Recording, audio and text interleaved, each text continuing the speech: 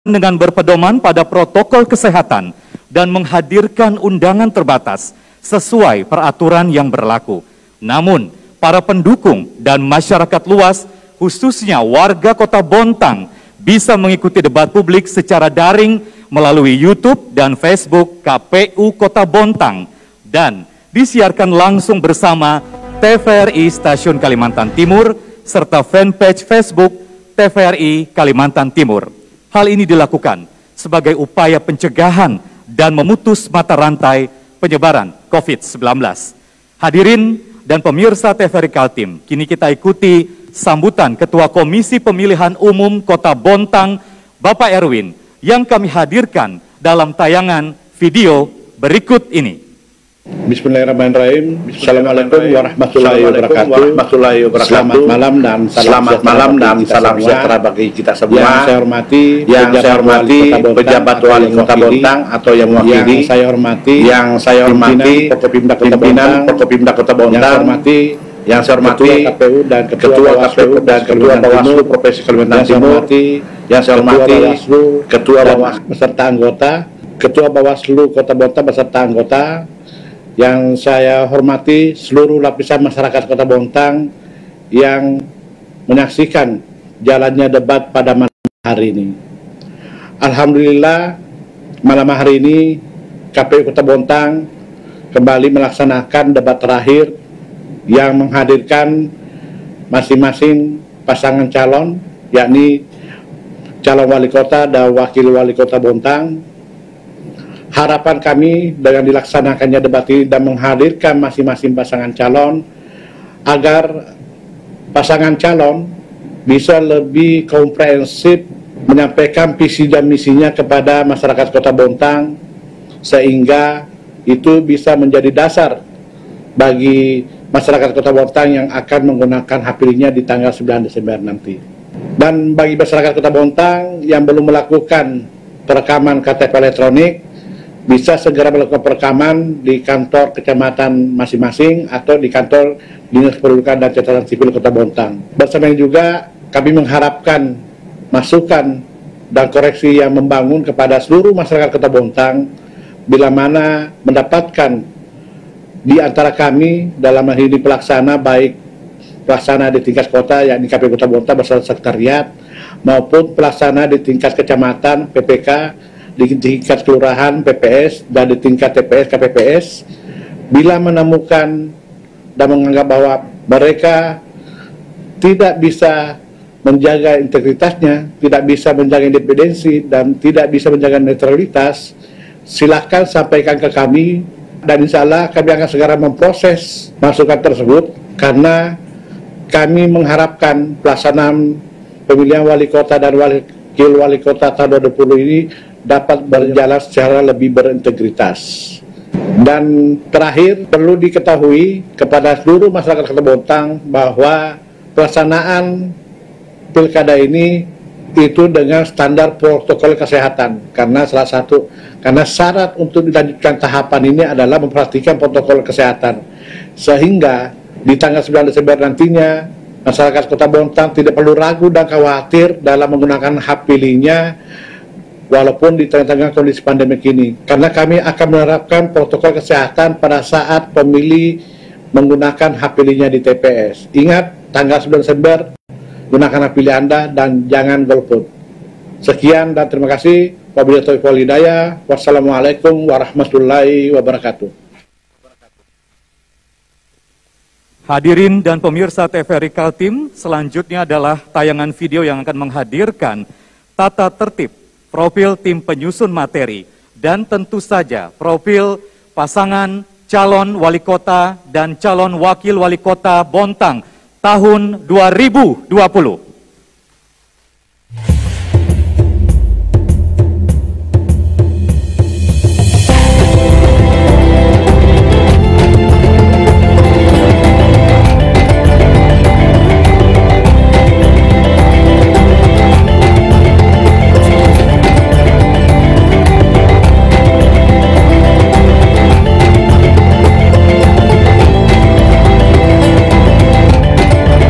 Profesor Dr. Hajat Aji Ratna Kusuma, MSI.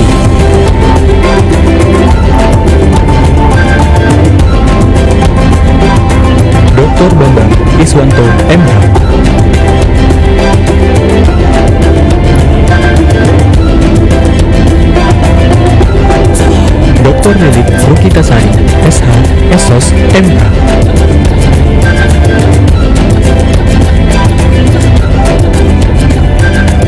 Mo Syamsul Hadi, SAG, MH.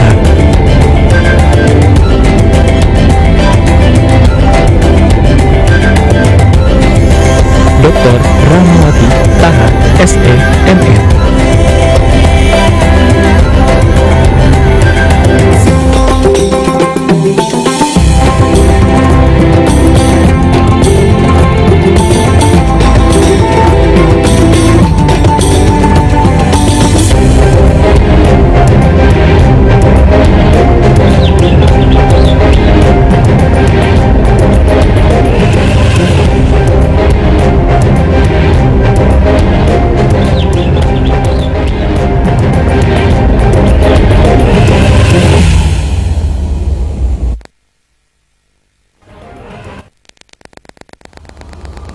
Saatnya kami mengundang kehadiran pasangan calon wali kota dan calon wakil wali kota Bontang tahun 2020 untuk menuju podium.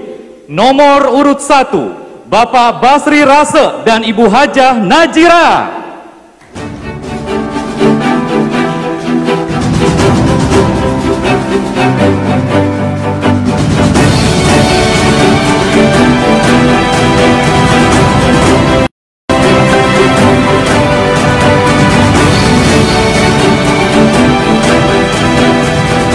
Nomor urut 2, Ibu Neni Murni Aini dan Bapak Joni.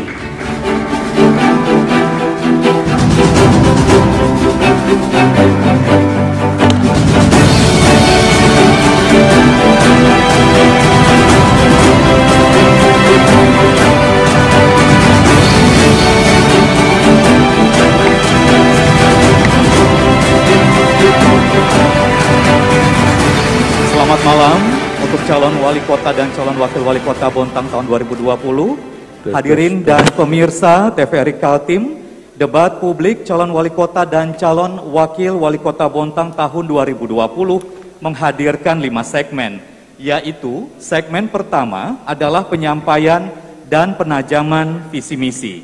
Segmen kedua adalah menjawab pertanyaan untuk pasangan calon dan calon wakil wali kota. Segmen ketiga adalah menjawab pertanyaan untuk calon wali kota.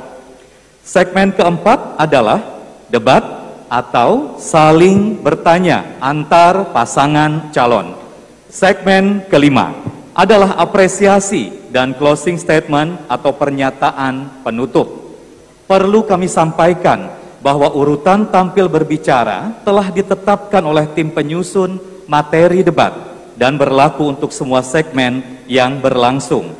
Kami perlu sampaikan juga bahwa untuk pertanyaan telah diserahkan secara resmi dari Ketua Tim Penyusun Materi, disaksikan anggota dan juga ditandatangani di berkas berita acara, kemudian diserahkan kepada Ketua Komisi Pemilihan Umum Kota Bontang, dan malam ini diserahkan kepada saya, moderator, untuk para calon wali kota dan calon wakil wali kota. Kita masuki segmen pertama. Penyampaian visi misi. Kepada pasangan calon wali kota dan calon wakil wali kota akan diberikan waktu untuk penyampaian visi dan misi dengan durasi 3 menit. Diawali oleh pasangan calon nomor urut 1, durasi 3 menit, dimulai sekarang. Bismillahirrahmanirrahim. Assalamualaikum warahmatullahi wabarakatuh. Selamat malam dan salam sejahtera kita semuanya. Yang saya hormati Ketua KPU Provinsi dan Ketua Bawaslu Provinsi, sahabat-sahabat saya Forum Koordinasi Pimpinan Daerah, ada Pak Polres, Pak Kejari, Pak Dandim. Ya, saya hormati Ketua KPU Kota Bontang beserta anggota, Ketua Bawaslu beserta anggota, Kepala Kementerian Agama Kota Samarinda. Yang saya hormati pula sahabat saya Bunda Neni dan Pak Joni. Apa kabar Bunda? Pak Joni. Dan tim pemenangan. Ya, saya hormati pula Ibu calon wakil wali kota, Bu Najira, dan teman-teman hadirin yang berbahagia.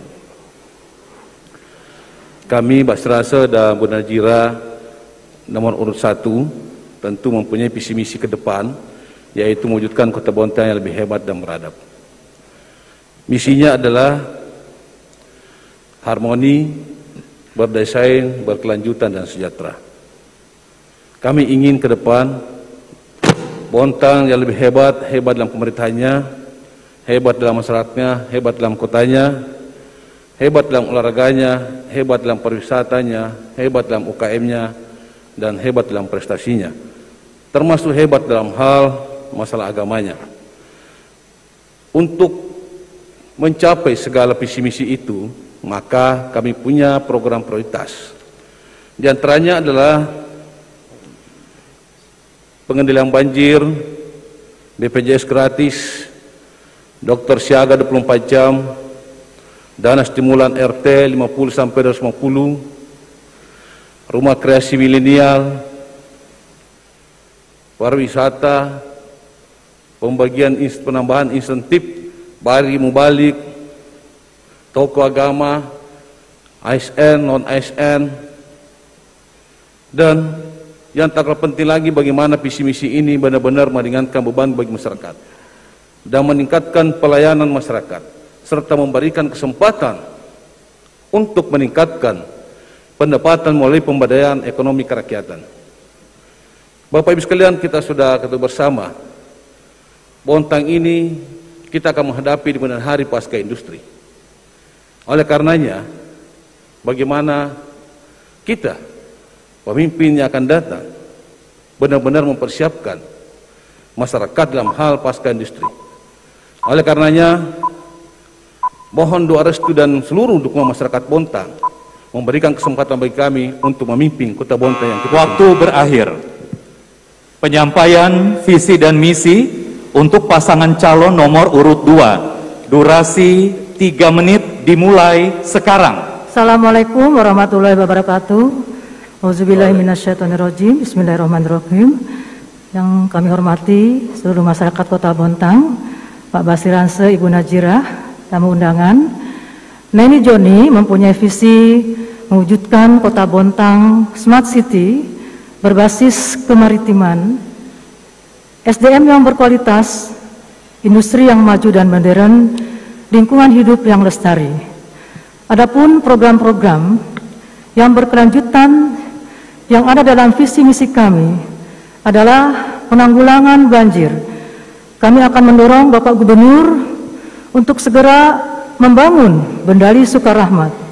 Kami akan membangun folder-folder di Kota Bontang, melakukan restorasi sungai dan kali bersih, juga membangun turap dan drainase. Universal akses 100% mendapatkan layanan air bersih, 0% wilayah kumuh, dan 100% sanitasi yang layak. Program 200 juta per RT yang diberikan disesuaikan dengan kemampuan keuangan pemerintah daerah, dikerjakan sesuai dengan apa yang diinginkan oleh masyarakat sekitar, oleh RT dan warga untuk memulihkan ekonomi berbasis RT. Untuk pendidikan, kami akan memberikan baju, sepatu, tas, buku gratis bagi anak-anak Kota Bontang, SD sampai SMA, negeri dan swasta. Juga anak-anak santri yang mondok di santren-santren di luar Kota Bontang juga akan mendapatkan pendidikan yang sama, tunjangan pendidikan yang sama dengan anak-anak di Kota Bontang. Insentif buat penggiat agama juga akan kita berikan, insentif buat ASN, honor, insentif guru, ngaji, insentif PGS, kemudian kita akan memberikan pelayanan yang maksimal kepada masyarakat. Untuk bidang kesehatan, saya persilakan wakil saya. Dalam bidang kesehatan, premi BPJS gratis untuk masyarakat Kota Bontang, penyiapan rumah sakit DPD untuk pelayanan kesehatan gratis, peningkatan rumah sakit umum dari kelas C ke kelas B, dan kita akan tingkatkan menuju kelas A. Pemberian tambahan insentif bagi petugas kesehatan yang berisiko, menyiapkan anggaran pelatihan untuk meningkatkan kualitas SDM tenaga kesehatan. Khusus untuk milenial, kami punya 2 program. Program pertama adalah kampus milenial, kemudian terminal milenial. Oleh karena itu, agar pembinaan ini lebih fokus, Dinas Pemuda dan Olahraga. Waktu berakhir. Masih di segmen pertama, hadirin dan pemirsa TVRI Kaltim, kini kita akan ikuti penajaman visi dan misi masing-masing pasangan calon wali kota dan calon wakil wali kota berupa pertanyaan yang telah disiapkan oleh tim penyusun materi, dan masing-masing pasangan calon akan diberikan waktu menjawab dengan durasi 2 menit.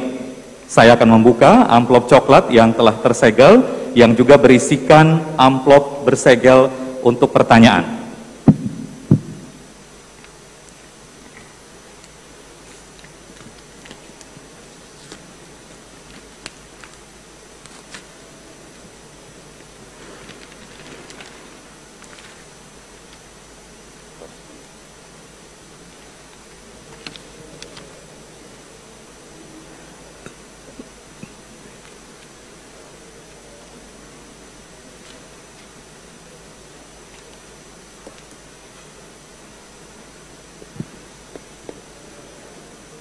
Untuk pasangan calon nomor urut 1, penanggulangan COVID-19 dan dampaknya akan berlanjut 1-2 tahun ke depan, dan ini akan menggerus APBD dalam jumlah yang besar. Pertanyaannya, bagaimana Anda merealisasikan program kerja dalam ruang fiskal yang terbatas? Durasi 2 menit, pasangan calon nomor urut 1 dimulai sekarang. Baik, terima kasih. Berbicara COVID-19, ini musibah bagi Bontang. Kenapa? Karena Bontang ini adalah salah satu daerah penyumbang corona terbesar di Kalimantan Timur. Kita lihat di penduduknya yang begitu sedikit, tapi kita yang paling jauh, yang paling banyak di antara Kalimantan Timur ini.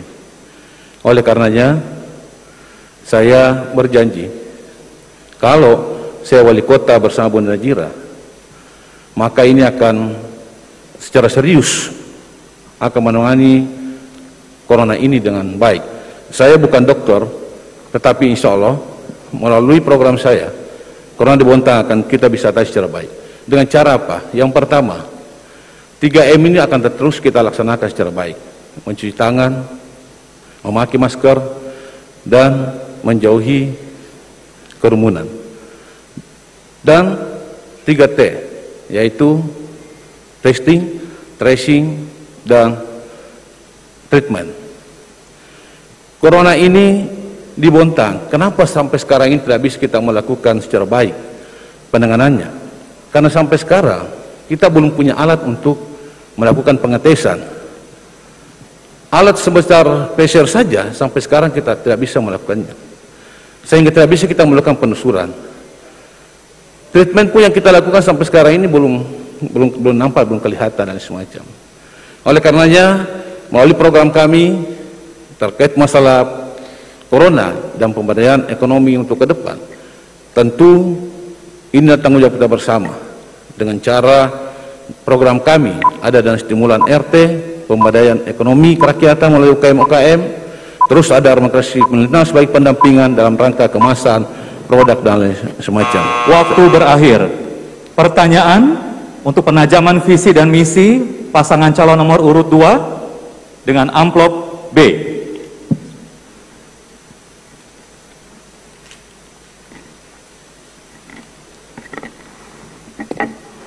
Mohon disimak. Fenomena pembangunan pemukiman oleh warga kini sudah sampai pada tahap mengkhawatirkan, terutama kepedulian terhadap lingkungan. Di beberapa titik daerah resapan air atau gambut atau hutan bakau kini menjadi perumahan permanen, diuruk dan dibangun rumah beton. Pertanyaannya, langkah apa yang Anda lakukan untuk menata rancang bangun di daerah tersebut tanpa merusak lingkungan? Durasi 2 menit untuk pasangan calon nomor urut 2 dimulai sekarang. Terima kasih. Jadi pemerintah Kota Bontang sudah mempunyai Perda RT/RW yaitu nomor 13 tahun 2019 yang di dalamnya mengatur tata ruang kota dan salah satunya adalah tata ruang pemukiman. Kalau ada tata ruang pemukiman yang tidak sesuai dengan tata ruang, berarti itu adalah bangunan yang tidak berizin. Oleh karena itu, pemerintah Kota Bontang melalui dinas terkait akan menginventarisir rumah-rumah yang tidak sesuai dengan peruntukannya. Untuk masalah lingkungan yang disebabkan lahan gambut atau rawa-rawa yang dipergunakan untuk daerah resapan, tentunya Bapak Ibu sekalian, kita akan melakukan penanaman pohon untuk menggantikan lahan gambut yang ada. Karena kalau kita melakukan tindakan ekstrim dengan membongkar rumah-rumah yang sudah bermukim, yang sudah didiami, itu tidak mungkin. Jadi pemerintah Kota Bontang melalui dinas terkait kita akan menggantikan dengan daerah-daerah resapan lainnya, menanam, memelihara pohon, kemudian menanam mangrove, dan juga mengingatkan kembali pada masyarakat untuk tidak membangun di daerah-daerah resapan. Dan tentunya terantip atau terantip di Kota Bontang harus tegas. Kalau ada rumah yang dibangun tidak mempunyai MB, harus ditegur dan untuk tidak dilanjutkan kembali. Dan ini ada beberapa titik memang yang kemarin di sepanjang sungai dibangun dan sudah di stop. Tetapi bagi yang sudah terlanjur memang kita tidak melakukan pembongkaran, tetapi kita tetap menyiapkan ruang terbuka hijau sebanyak bertahap 30%, yang saat ini ruang terbuka hijau di Kota Bontang baru sekitar 22%. Ini salah satu upaya Kota Bontang untuk menjaga kelestarian lingkungan, yang mana Kota Bontang memang... Waktu berakhir, berikan tepuk tangan yang meriah untuk pasangan calon wali kota dan calon wakil wali kota Bontang tahun 2020. Demikianlah segmen pertama. Setelah pesan-pesan berikut ini, kami kembali menghadirkan debat publik calon wali kota dan calon wakil wali kota Bontang tahun 2020. Halo teman pemilih, tahu nggak sih ada 12 hal baru saat kamu mencoblos di TPS? Apa aja sih? Yuk cari tahu. Pertama, pemilih yang datang ke TPS wajib pakai masker. Kedua, jangan lupa jaga jarak ya. Ketiga, sebelum dan sesudah mencoblos tersedia tempat cuci tangan. Keempat, pengukuran suhu tubuh saat memasuki TPS. Kelima, kamu akan diberikan sarung tangan plastik selama mencoblos. Jadi makin tenang kan? Keenam, sebagai tanda memilih sekarang nggak pakai celup tinta, tapi ditetes. Ketujuh, daftar pemilih dalam satu TPS maksimal 500 pemilih. Kedelapan, KPPS yang bertugas juga dilengkapi APD lengkap, mulai dari masker, face shield, dan sarung tangan. Kesembilan, untuk menghindari antrian, jadwal kedatangan pemilih diatur dalam C pemberitahuan. Selain itu, pemilih juga diminta memakai masker, membawa pulpen, dan membawa identitas diri. Ke-10, TPS juga akan disemprot disinfektan secara berkala, jadi makin aman kan? Ke-11, terdapat bilik khusus bagi pemilih bersuhu tubuh di atas 37,3 derajat Celcius. Ke-12, ingat, tidak berkerumun dan hindari kontak fisik selama di TPS. Selama kamu patuhi protokol kesehatan, nggak perlu khawatir datang ke TPS. Pemilihan sehat, ayo memilih. Pemilihan serentak 9 Desember dengan protokol kesehatan yang ketat. Bawa KTP, alat tulis, dan masker. Dilarang membawa anak-anak. Datang sesuai jadwal yang tertera pada C pemberitahuan. Cuci tangan 20 detik. Cek suhu tubuh, isi formulir kehadiran, dan gunakan sarung tangan. Tunggu giliran untuk mendapatkan surat suara. Setelah selesai menggunakan hak suara, buang sarung tangan. Kemudian petugas meneteskan tinta ke jari tangan. Terakhir, cuci tangan lagi sebelum pulang ke rumah. Suara kita menentukan masa depan bangsa.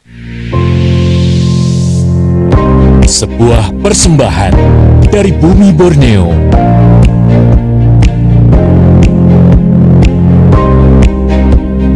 Menampilkan keelokan warisan sejarah.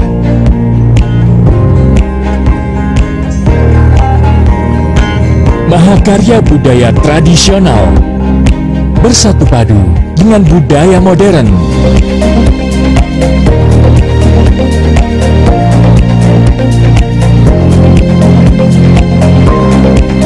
petualangan tak ternilai dalam asrinya hutan tropis Kalimantan.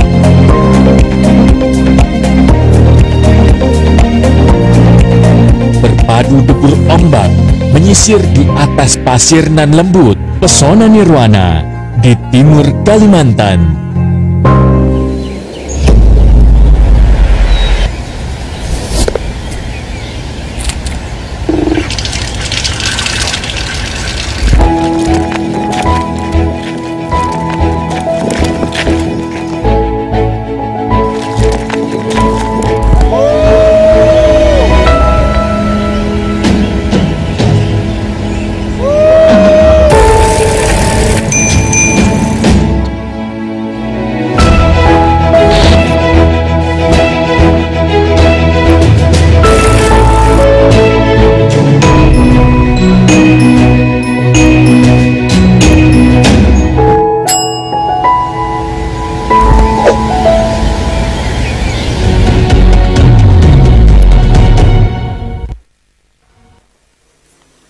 Anda menyaksikan debat publik calon wali kota dan calon wakil wali kota Bontang tahun 2020. Dan kini kita memasuki segmen kedua. Untuk masing-masing pasangan calon akan diberikan waktu untuk menjawab pertanyaan yang sama dengan durasi waktu 3 menit.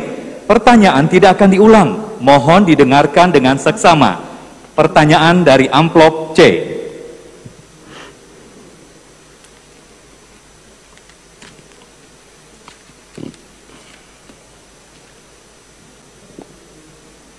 Persoalan banjir menjadi persoalan yang serius bagi Kota Bontang dalam beberapa tahun terakhir ini. Sejak tahun 2019 sudah ada komitmen yang dibangun oleh pemerintah Kota Bontang untuk mengalokasikan 10% APBD untuk penanganan banjir. Di lapangan terlihat belum ada perubahan signifikan pelaksanaan komitmen tersebut. Pertanyaannya, jika terpilih, apa jaminan Anda untuk memastikan komitmen tersebut bisa terlaksana? Dimulai untuk pasangan calon nomor urut 2 menjawab durasi 3 menit dimulai sekarang. Untuk penanggulangan banjir, ini menjadi program prioritas Neni dan Joni. Tadi saya sudah sampaikan bahwa salah satu program prioritas yang berkelanjutan adalah penanggulangan banjir, di mana kami mendorong Bapak Gubernur untuk membangun Bendali Sukarahmat. Karena salah satu permasalahan banjir di Kota Bontang adalah aktivitas di hulu. Kemarin waktu kejadian tahun 2018, terjadi banjir yang sangat besar, itu kita mendapatkan banjir kiriman dari Kutai Timur dan Kutai Kartanegara. Oleh karena itu, Bapak Ibu sekalian yang saya hormati, komitmen untuk 10% itu mutlak harus kita lakukan.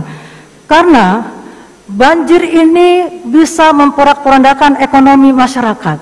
Banjir ini bisa menyebabkan penyakit yang sangat luar biasa. Pembangunan penanggulangan banjir lainnya yang sudah kita lakukan adalah sepanjang Sungai Kanimbungan, sepanjang Sungai Guntung kita sudah melakukan turap, kita sudah melakukan pemasangan bronjong. Dan alhamdulillah saat ini ketika ada hujan deras, alhamdulillah banjir tidak seperti yang terjadi tahun 2018 ketika terjadi banjir bandang. Jadi komitmen Neni dan Joni tentunya salah satunya adalah mengintegrasikan program-program penanggulangan banjir dengan program-program pemerintah Provinsi Kalimantan Timur, juga pemerintah pusat melalui APBD tingkat 1 dan APBN. Perlu diketahui juga bahwa kita saat ini mengalami kontraksi ekonomi yang sangat dahsyat akibat pandemi COVID. Namun pun demikian, kami tetap berkomitmen bahwa dana banjir sesuai dengan hasil kesepakatan adalah 10% dari dana APBD. Demikian, terima kasih. Bisa dilanjutkan oleh Pak. Di samping membangun waduk di Sungai Sukarahmat, insya Allah kita juga sudah memetakan, insya Allah kalau kami jadi nanti sebagai wakil wali kota, saya akan mendorong membangun polder-polder di 3 titik, yaitu Tanjung Laut, Bontang Kuala, dan Sungai Danau Kanaan. Dan kemudian bagaimana kita memberikan penyuluhan, kesadaran kepada masyarakat untuk tidak membuang sampah ke parit-parit, dan kemudian bagaimana nanti kami punya program setiap hari Jumat adalah kali bersih. Itu saya kira yang saya tambahkan. Ya, jadi gerakan edukasi kepada masyarakat juga menjadi modal buat kita untuk penanggulangan banjir. Sebaik apapun apabila masyarakat tidak rubah untuk perilakunya, maka got-got yang ada, kemudian sungai-sungai, masyarakat yang membuang sampah, ini juga salah satu yang mengakibatkan banjir di Kota Bontang. Kami berkomitmen untuk 10% dana APBD untuk penanggulangan banjir. Terima kasih. Waktu berakhir. Pertanyaan yang sama untuk pasangan calon nomor urut 1 menjawab durasi 3 menit dimulai sekarang. Ya, berbicara banjir, ini adalah salah satu program prioritas Basri Najira. Karena banjir ini telah begitu berdampak besar pada masyarakat Bontang. 54 RT dan merusak sekitar 536 rumah di Kota Bontang. Oleh karenanya itu, berbicara banjir bukan hanya sebuah retorika saja, tapi diperlukan sebuah komitmen seorang pemimpin untuk benar-benar fokus memberikan anggaran dalam rangka pengendalian banjir. Basri Najira beri kesempatan 3 tahun, saya akan mengendalikan banjir secara baik. Kenapa demikian? Saya telah mendatangkan beberapa tim ahli dan juga ada pengalaman saya di DPRD. Begitu banyak konsultan yang datang ke Bontang, tapi apa yang terjadi? Sampai sekarang ini banjir terus. Oleh karenanya, berbicara banjir bukan hanya sekedar normalisasi atau revitalisasi sungai. Karena kalau banjir masuk ke sungai, maka terjadi pendangkalan. Intinya adalah pengendalian banjir itu adalah bagaimana membendung Sungai Bontang dan membangun polder yang ada dan merevitalisasi Danau Kanaan yang selama ini terabaikan. Di samping itu, membangun folder bukan hanya 3 sebenarnya disampaikan oleh sahabat saya, tetapi ada 4 atau 5 di daerah-daerah yang sekarang ini menjadi langganan banjir, yaitu Pisangan, Tanjung Laut Rawa Indah, Guntung, Telihan, dan Kanaan. Insya Allah saya berkomitmen dan berjanji dan saya punya niat dalam rangka pengendalian banjir ini. Insya Allah mudah-mudahan Basri Najira ketika menjadi DPRD, menjadi wali kota dan wakil wali kota akan bekerjasama dengan DPRD untuk bagaimana berkomitmen bersama, apalagi dengan adanya pansus banjir di DPRD yang telah menetapkan bahwa 10% minimal adalah anggaran untuk banjir.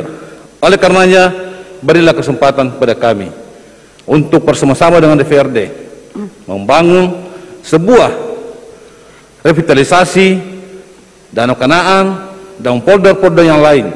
Insya Allah saya yakin percaya 3 tahun yang akan datang banjir Bontang akan bisa teratasi, karena ini adalah merupakan program prioritas bagi kami.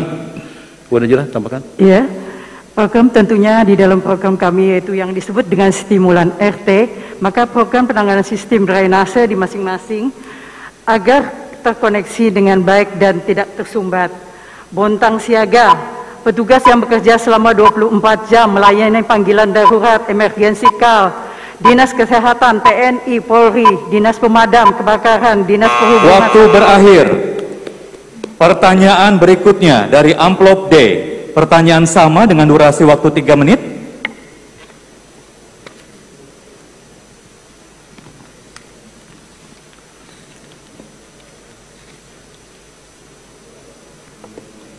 Tidak akan diulang, mohon didengarkan dengan seksama. 3 perusahaan multinasional yang beroperasi di Kota Bontang seyogyanya bisa memberikan kesejahteraan bagi penduduk lokal. Faktanya, angka pengangguran di Kota Bontang 2 tahun terakhir meningkat. Padahal Perda Kota Bontang nomor 10 tahun 2018 sudah mengatur pemberdayaan 75% tenaga lokal bagi perusahaan yang beroperasi di Kota Bontang. Pertanyaannya, bagaimana strategi Anda untuk menekan angka pengangguran sesuai dengan perda di atas? Untuk pasangan calon nomor urut 1 menjawab durasi 3 menit dimulai sekarang. Baik, terima kasih. Perda ini adalah hasil antara pemerintah dengan DPRD. Perda ini bukan untuk dimain-maini atau disimpan baik-baik di laci. Tapi perda ini adalah untuk dilaksanakan. Kenapa? karena ini adalah menyangkut kesejahteraan masyarakat Bontang, khususnya pemberdayaan pekerja lokal. Saya adalah mantan aktivis Serikat Pekerja dan Serikat Buruh, dan insya Allah ketika saya akan menjadi wali kota, maka siapapun kontraktor atau investasi yang berinvestasi di Kota Bontang wajib hukumnya melaksanakan Perda nomor 10 2018. Saya malu sebenarnya ketika Bontang ini mempunyai tingkat pengangguran yang cukup tinggi di Kalimantan Timur. Kita dari industri, penduduk kita sedikit, tapi kenapa pengangguran yang paling terbanyak di Kalimantan Timur? Oleh karenanya saya akan secara tegas akan memperlakukan Perda itu, dan saya akan berani mengusir kontraktor itu yang tidak berani mengakomodir dan melaksanakan amanat Perda. Investor-investor yang datang, saya tidak minta apa-apa, saya tidak minta duit. Yang saya minta adalah MOU. Izinmu saya akan percepat dan segera kau bangun proyek itu, karena kami juga mempunyai, insya Allah nanti selesai program kami mall pelayanan publik untuk mempercepat dalam rangka perizinan dan investasi. Tetapi MOU yang saya akan lakukan dengan perusahaan itu adalah melaksanakan Peraturan Daerah nomor 10 2018. Yang kedua, di MOU saya, kalau dia tidak akan melaksanakan, maka perusahaan itu atau investor itu siap untuk dicabut kembali izinnya dan siap untuk kembali ke kampungnya. Saya katakan, kita ini adalah dari industri, tapi kok penganggurannya banyak. Ini sungguh memalukan bagi saya. Dan banyak hal sebenarnya yang kita ingin lakukan untuk mengurangi pengangguran dalam program saya, termasuk menciptakan industri alternatif melalui pemberdayaan masyarakat UMKM. Insya Allah, kalau kami diberikan amanah, termasuk pelatihan masalah menjahit, pembuatan sepatu di kemudian hari, prinsip kalau di Jawa bisa, kenapa kita tidak bisa untuk membangun, untuk mendirikan sepatu dan tas. Termasuk dari stimulan RT 50 sampai 250 bisa diberikan alat untuk pemberdayaan tenaga kerja lokal. Waktu berakhir. Untuk pasangan calon nomor urut 2 menjawab, durasi 3 menit dimulai sekarang. Terima kasih. Jadi sebetulnya angka pengangguran di Kota Bontang itu merupakan warisan dari pemerintahan terdahulu, yaitu di tahun 2017 ada sekitar 12%. Alhamdulillah, di tahun 2019 saat ini angka pengangguran di Kota Bontang sudah menurun 9%. Artinya apa? Dari sudut pembinaan perusahaan-perusahaan yang ada di Kota Bontang sudah berkomitmen, karena dengan Perda nomor 10 tahun 2018 tentang ketenagakerjaan, di mana pasal 24 ayat 1 tentang rekrutmen tenaga kerja, bahwa pemberi kerja harus mempekerjakan orang Bontang 75% di perusahaan-perusahaan, dan itu sudah dilakukan. Tetapi yang namanya kota industri pasti akan datang lagi orang-orang mencari kerja di Kota Bontang. Pertumbuhan ekonomi di Kota Bontang non migas alhamdulillah bertumbuh menjadi 6,18%. Artinya apa? Bahwa setiap ada pertumbuhan ekonomi pasti tercipta 1% itu pasti tercipta angka pengurangan pengangguran sebanyak 400 orang. Dengan adanya industri hilir yang ada di Kota Bontang, yaitu kilang minyak CPO, alhamdulillah 650 pekerjanya 75% adalah tenaga kerja lokal. Ini saya selalu berkomitmen dan saya minta kepada perusahaan-perusahaan, tidak hanya EUP, tidak hanya GPK, tetapi juga perusahaan PKT sama. Mereka memberikan ruang 70% buat masyarakat Kota Bontang untuk mencari kerja pada perusahaan-perusahaan yang membangun di Kota Bontang. Untuk energi unggul pesada yang saat ini kontraktor lokal juga yang mengerjakan 70% adalah kontraktor lokal. Artinya apa? Bahwa dengan perda yang dibuat antara pemerintah dengan eksekutif di zaman pemerintahan saya menjadi wali Kota Bontang, ini sebagai komitmen dari perusahaan-perusahaan memperkerjakan tenaga kerja lokal. Sebelumnya memang kita tidak pernah mengusik hal yang demikian, Tapi dengan DPR dan pemerintah, akhirnya kita membuat perda dan alhamdulillah sekarang sudah dipatuhi oleh perusahaan-perusahaan yang ada di Kota Bontang. Inilah yang mengakibatkan, mohon maaf, memang tinggi karena ini adalah warsisan di tahun 2017 akibat memang adanya penurunan harga jual minyak dan lain sebagainya, terjadi pengangguran. Tapi alhamdulillah dengan komitmen saya memberikan investasi yang ramah, yang murah, berdatangan investor ke Kota Bontang, termasuk Bontang City Mall. Ini juga fakta, pasti terjadi penurunan angka kemiskinan. Dan ini menjadi komitmen saya sebagai wali kota selama ini, agar tenaga kerja lokal diberdayakan sesuai dengan pasal 24 ayat 1 Perda nomor 10 tahun 2018 tentang rekrutmen tenaga kerja di Kota Bontang. Terima kasih. Waktu berakhir. Berikan tepuk tangan yang meriah. Segmen kedua berlanjut untuk pertanyaan kepada calon wakil wali kota. Dengan menjawab 3 menit, pertanyaan tidak akan diulang. Mohon didengarkan dengan seksama pertanyaan dari amplop E.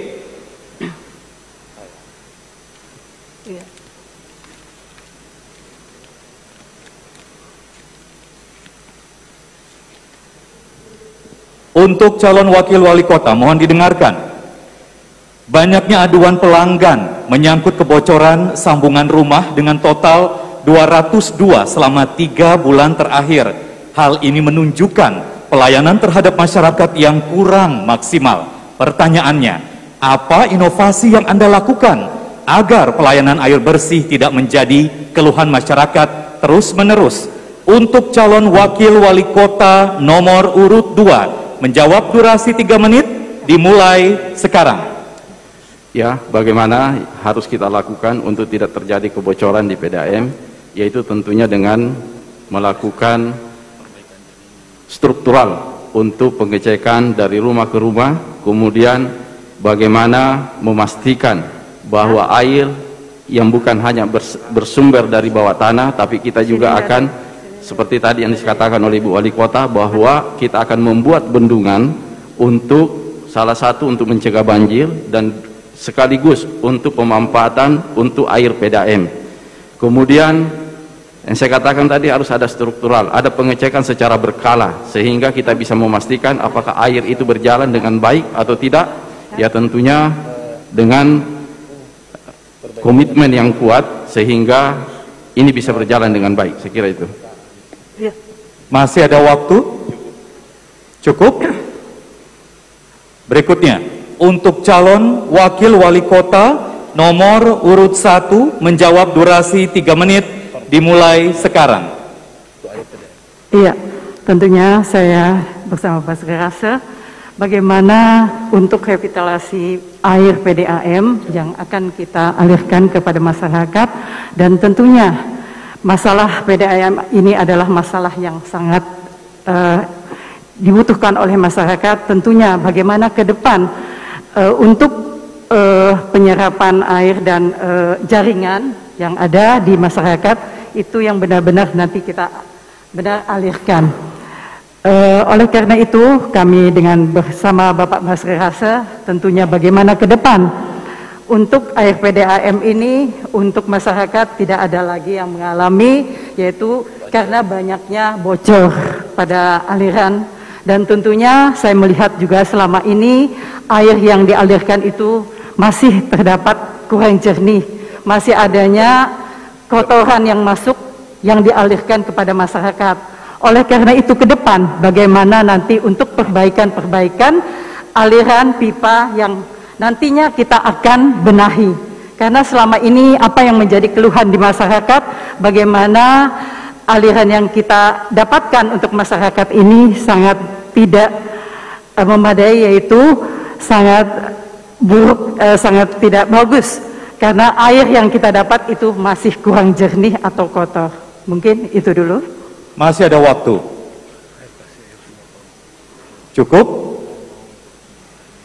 Ya, mungkin bisa ditambahkan nanti untuk air danau atau sumber air dari pembuatan di masing-masing, apalagi dengan adanya kita saat ini dengan adanya stimulan RT itu bisa digunakan untuk bagaimana di RT-RT tersebut untuk bagaimana pembenahan masalah aliran-aliran PDAM ini. Dan tentunya juga dengan dana ini juga adalah untuk membantu pemerintah dalam bagaimana aliran PDAM ini bisa stabil dan bagus hasilnya. Demikian dulu. Cukup? Lanjut, masih dengan calon wakil wali kota. Pertanyaan berikutnya dari amplop F.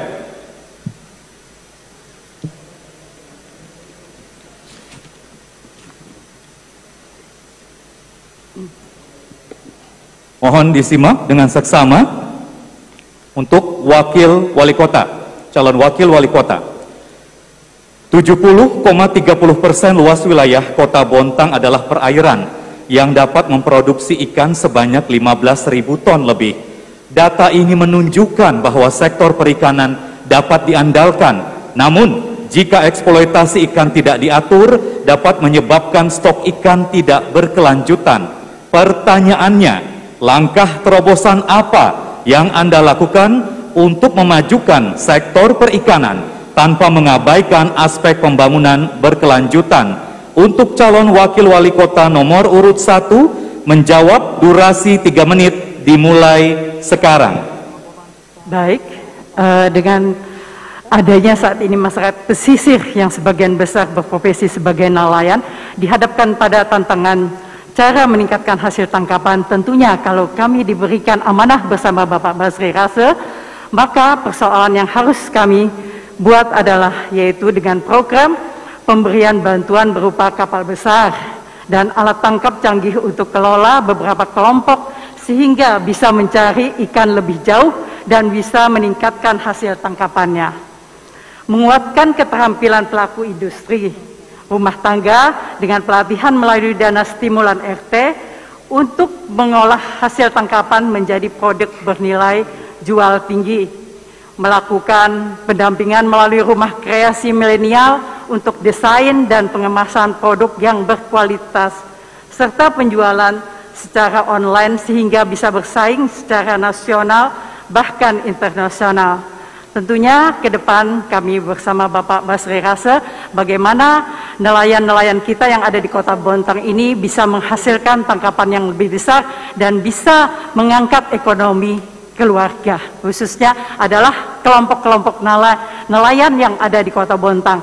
Karena sebagian besar penduduk kita ini adalah nelayan. Oleh sebab itu, kami bersama Bapak Basri Rase, ke depannya insya Allah kalau kami diberikan amanah, kami akan membantu semaksimal mungkin untuk bagaimana nelayan ini bisa mengangkat perekonomiannya untuk rumah tangga. Demikian, terima kasih. Masih ada waktu? Cukup. Baik, pertanyaan yang sama untuk calon wakil wali kota nomor urut 2 menjawab, durasi 3 menit dimulai sekarang. Baik, wilayah kita kurang lebih 406 km persegi, yang tadi disampaikan kurang lebih 70% dari total wilayah adalah laut. Saya asli berasal dari pesisir, sehingga saya akan tahu persis apa yang harus saya lakukan di pesisir. Ketika nanti saya terpilih sebagai calon wakil wali kota adalah pertama, bagaimana nelayan kita berikan keterampilan, memberikan alat tangkap yang baik, sehingga memberikan kesadaran kepada nelayan agar tidak ada pemboman di laut, kemudian menjaga terumbu karang. Dan kemudian bagaimana pelabuhan TPI yang ada di Tanjung Limo yang sudah ditetapkan oleh Kementerian sebagai pelabuhan pendaratan ikan, itu nanti akan kita lanjutkan dan kita akan kembangkan.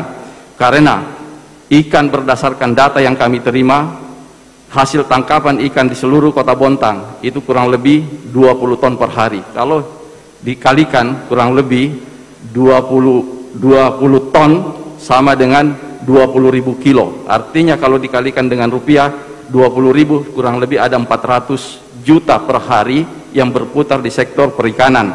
Sehingga saya harus bisa memastikan memberikan pelatihan yang baik dan tepat kepada nelayan-nelayan yang ada di pesisir, bagaimana hasil tangkap ini bisa kita kelola, yaitu menjadi bahan jadi. Bukan hanya kita menjual secara mentah, tetapi bagaimana kita menjadikan olahan sehingga ini bisa menumbuhkan ekonomi kreatif yang ada di pesisir. Kemudian bagaimana memberikan budidaya pengetahuan tentang budidaya sehingga ini meningkatkan sektor di perikanan yaitu kelautan. Saya kira itu. Masih ada waktu?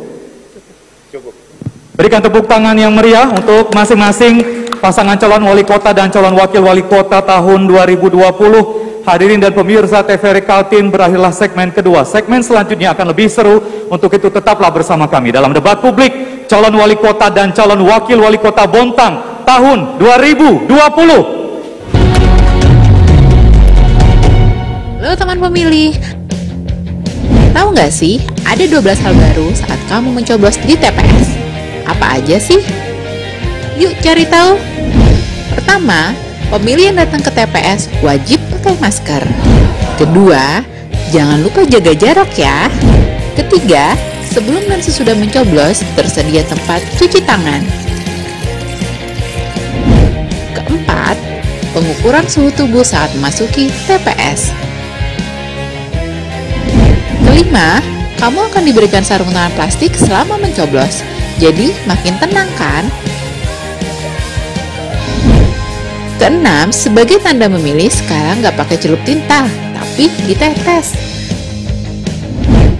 Ketujuh, daftar pemilih dalam satu TPS maksimal 500 pemilih. Kedelapan, KPPS yang bertugas juga dilengkapi APD lengkap, mulai dari masker, face shield, dan sarung tangan. Kesembilan, untuk menghindari antrian, jadwal kedatangan pemilih diatur dalam C pemberitahuan. Selain itu, pemilih juga diminta memakai masker, membawa pulpen, dan membawa identitas diri. Ke-10, TPS juga akan disemprot disinfektan secara berkala, jadi makin aman kan? Ke-11, terdapat bilik khusus bagi pemilih bersuhu tubuh di atas 37,3 derajat Celcius. Ke-12, ingat, tidak berkerumun dan hindari kontak fisik selama di TPS. Selama kamu patuhi protokol kesehatan, nggak perlu khawatir datang ke TPS. Pemilihan sehat, ayo memilih. Pemilihan serentak 9 Desember dengan protokol kesehatan yang ketat. Bawa KTP, alat tulis, dan masker. Dilarang membawa anak-anak. Datang sesuai jadwal yang tertera pada C pemberitahuan. Cuci tangan 20 detik. Cek suhu tubuh, isi formulir kehadiran, dan gunakan sarung tangan. Tunggu giliran untuk mendapatkan surat suara. Setelah selesai menggunakan hak suara, buang sarung tangan. Kemudian petugas meneteskan tinta ke jari tangan. Terakhir, cuci tangan lagi sebelum pulang ke rumah. Suara kita menentukan masa depan bangsa. Sebuah persembahan dari bumi Borneo.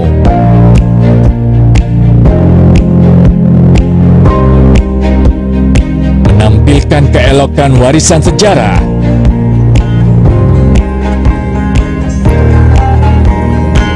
Mahakarya budaya tradisional bersatu padu dengan budaya modern.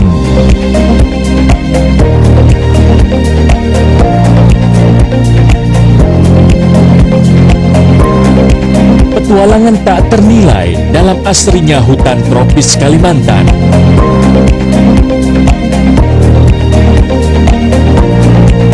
Berpadu debur ombak, menyisir di atas pasir nan lembut, pesona nirwana di timur Kalimantan.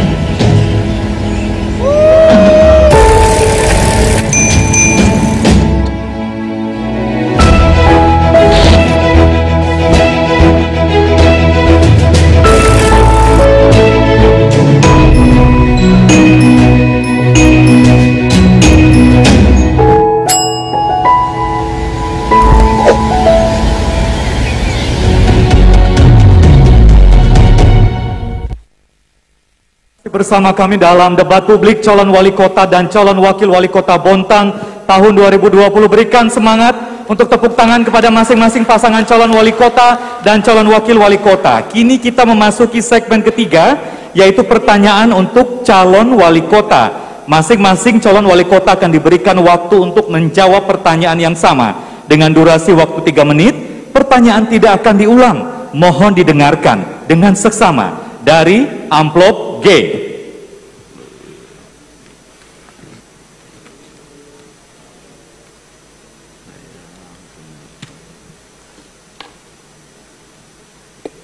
Untuk calon wali kota, pengembangan wilayah di Kota Bontang sangat dibutuhkan karena semakin bertambahnya penduduk, sementara wilayah daratan yang sangat terbatas karena sudah menjadi kawasan industri, hutan lindung, dan pemukiman.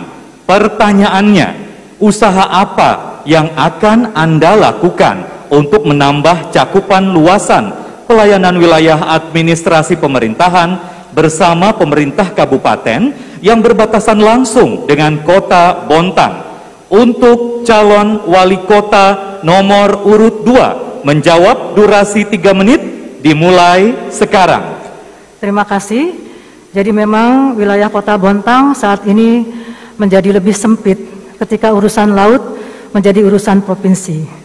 Dengan Undang-Undang 23 tahun 2014 bahwa wilayah laut 0 sampai 14 mil menjadi urusan provinsi, dan ketika kita merevisi Perda RT RW nomor 13 tahun 2019, wilayah darat kita saat ini sekitar 16.000 hektar lebih, dan wilayah laut kita sekitar 12.000 hektar lebih. Jadi wilayah Kota Bontang saat ini kurang lebih 28.000 hektar lebih, atau setara dengan 28 km persegi. Untuk memperluas wilayah Kota Bontang, memang saat ini ada wilayah berbatasan dengan Kutai Timur yang merupakan secara de jure Kampung Sidrap dan sekitarnya itu masuk wilayah Kutai Timur. Tetapi secara de facto bahwa itu masuk dalam wilayah Kota Bontang. Masyarakatnya ber-KTP Bontang, kemudian sekolahnya di Kota Bontang, kemudian fasilitas rumah sakit juga di Kota Bontang. Oleh karena ini, kami bersama dengan DPRD sudah menghadap kepada Bapak Gubernur untuk memperluas wilayah Kota Bontang dengan memasukkan wilayah Sidrap ke Kota Bontang. Saat ini sudah terjadi kesepakatan memang antara Bupati pada waktu itu Pak Ismunandar dengan Ketua DPR dan juga dengan Wali Kota dan Wakil Ketua DPR, dan kita sudah melakukan pengukuran. Tetapi memang pada akhirnya kita dilanda pandemi COVID. Namun setelah saya berkoordinasi dengan beberapa teman di Kementerian Dalam Negeri, memang salah satu upaya untuk melakukan luas wilayah Kota Bontang yaitu dengan merevisi Undang-Undang 47 tahun 2009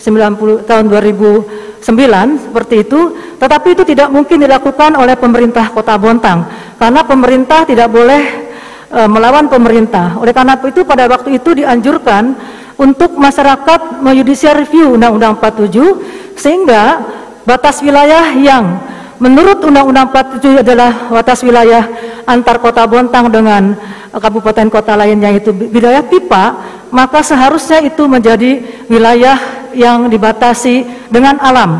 Jadi upaya kita adalah bagaimana saat ini wilayah Sidrap yang masuk di dalam de jure Kutai Timur, de facto Kota Bontang, kita akan berupaya secara maksimal untuk bisa masuk ke Kota Bontang untuk memberikan pelayanan warga yang ada di sana.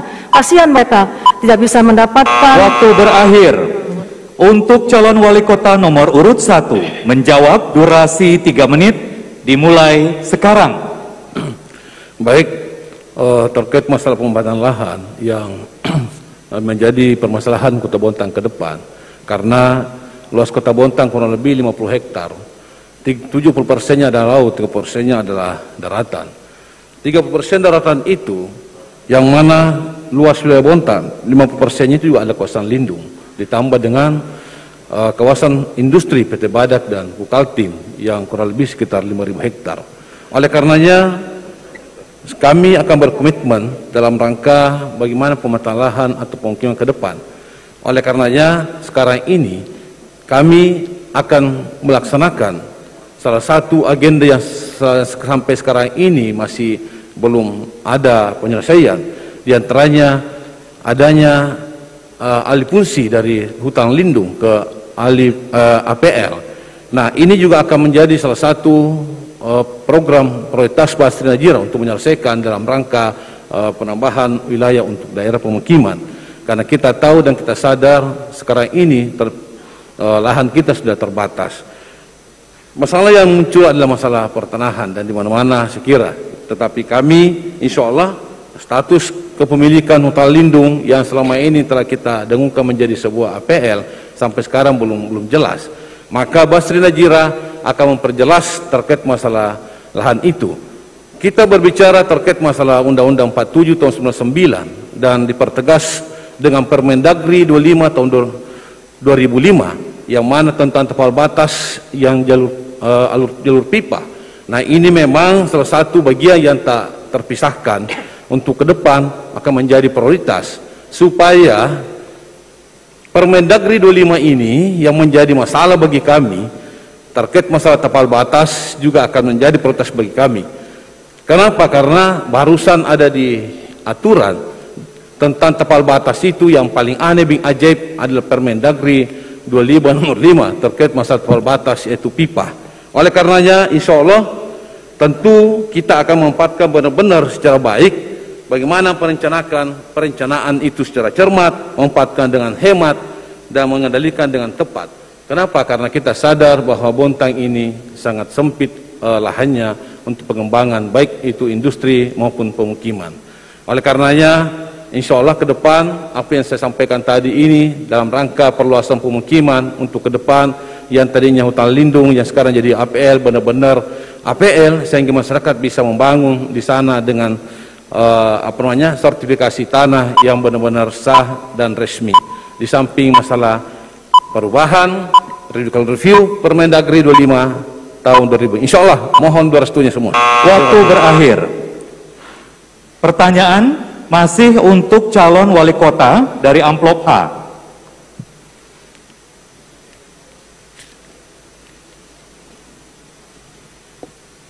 Mohon didengarkan dengan seksama.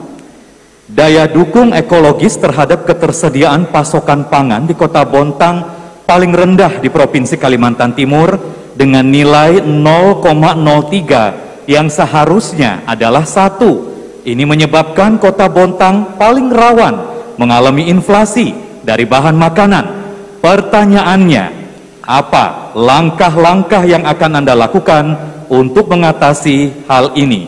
Untuk calon wali kota nomor urut 1 menjawab durasi 3 menit dimulai sekarang. Ya, memang kita percaya dan yakin sampai sekarang ini bahwa Bontang ini belum menjadi kota mandiri. Hampir semua yang kita pakai, yang kita makan dan semacam itu semua dari luar. Bahkan bangun rumah pun pasirnya dari Palu. Berbicara pangan, ini juga menjadi bagian yang penting bagi kami persiapkan ke depan. Kenapa demikian? Karena Bontang ini kalau tidak disiapkan dari sekarang dan terjadi bencana dan semacam, maka pasokan pangan untuk Bontang terganggu. Salah satu contoh saja, dengan tidak dibukanya pelabuhan ini, pasokan pangan di Bontang ini sedikit mengalami gangguan. Oleh karenanya itu, kami berkomitmen bagaimana ke depan masalah pangan ini betul-betul akan kita lebih mantapkan lagi. Salah satu contoh misalnya perluasan lahan untuk persawahan di Bontang Lestari yang kemarin terima kasih melalui TMD telah mencetak sawah, namun masih kurang karena sekitar 25 hektar dan mudah-mudahan ke depan bisa kita kembangkan sampai 50 hektar. Terima kasih Pak Dandim. Di samping itu tentu juga kita akan mendorong pada masyarakat dalam rangka meningkatkan kesadaran untuk menggerakkan pembentukan dalam hal masalah klaster-klaster pertanian, kelompok-kelompok tani, bukan hanya di lahan kebun, termasuk di lahan halaman rumah.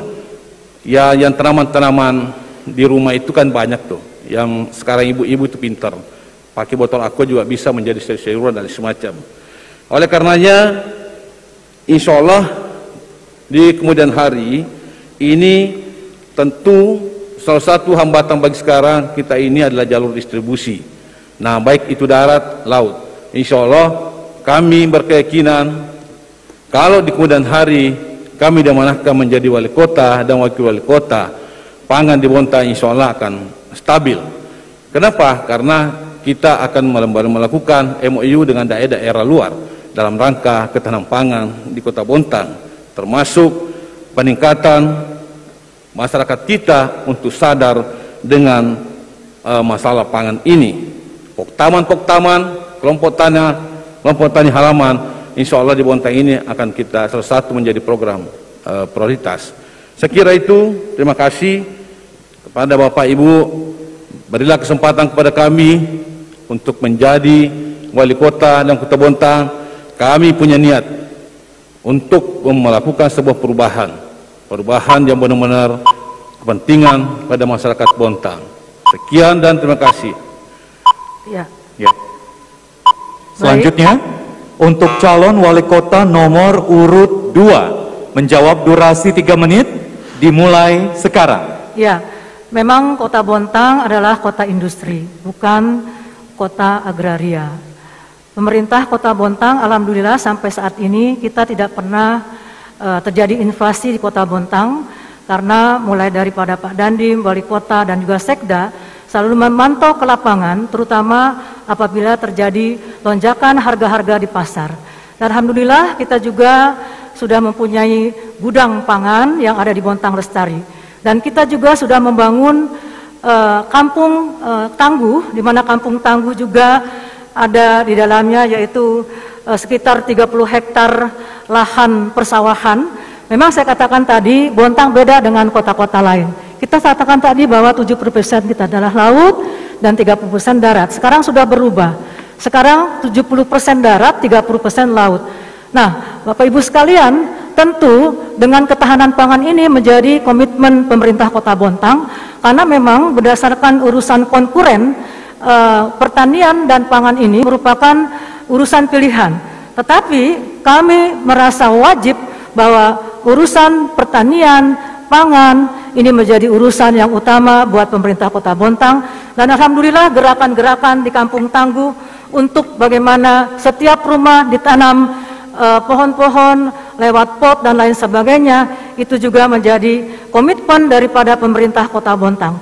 Kampung Tangguh yang ada sudah 2 yang kami bentuk, yaitu Kampung Tangguh di Bontang Lestari dan Kampung Tangguh yang ada di Berbas Tengah. Ini salah satu untuk menyediakan pasokan pangan di Kota Bontang. Walaupun memang kita sadari bahwa saat ini pangan yang ada di Kota Bontang kebanyakan adalah hasil daripada internetnya Ibu Kota Bontang ini, yaitu di Kutai Timur dan Kutai Kartanegara. Tetapi tentunya Bapak Ibu sekalian, sebagai pemerintah Kota Bontang, sebagai wali kota dan jajaran terkait, kita selalu berkomitmen bagaimana ketahanan pangan di Kota Bontang tetap teratasi dengan baik, dan insya Allah selama saya jadi wali kota tidak pernah terjadi yang namanya inflasi.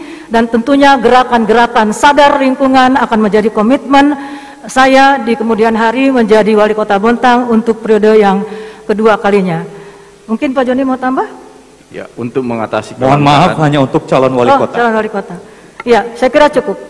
Berikan tepuk tangan yang meriah untuk calon wali kota dan calon wakil wali kota Bontang tahun 2020, dan tetaplah bersama kami di debat publik calon wali kota dan calon wakil wali kota Bontang tahun 2020. Kami akan segera kembali untuk Anda. Halo teman pemilih, tahu nggak sih ada 12 hal baru saat kamu mencoblos di TPS? Apa aja sih? Yuk cari tahu.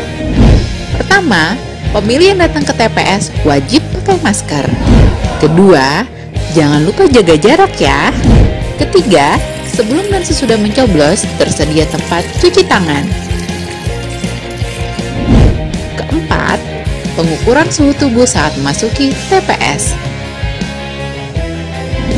Kelima, kamu akan diberikan sarung tangan plastik selama mencoblos. Jadi makin tenang kan?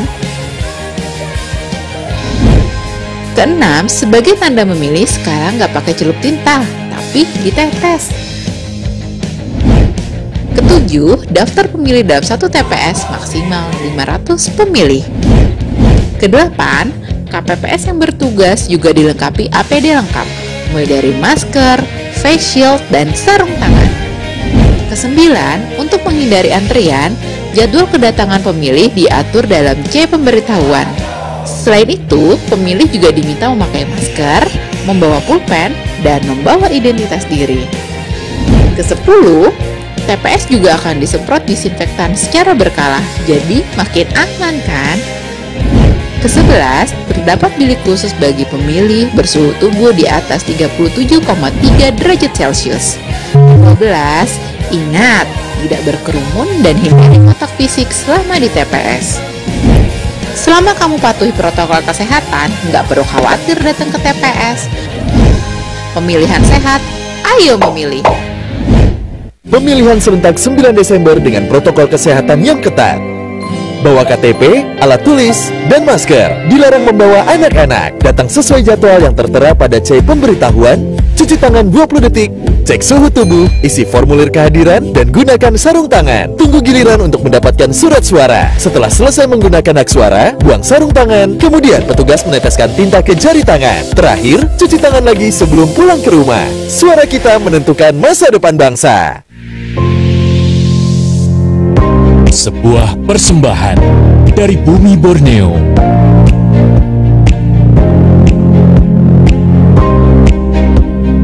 Menampilkan keelokan warisan sejarah.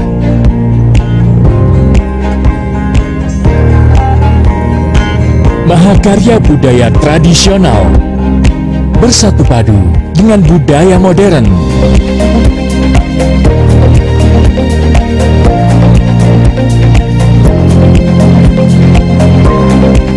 Petualangan tak ternilai dalam asrinya hutan tropis Kalimantan.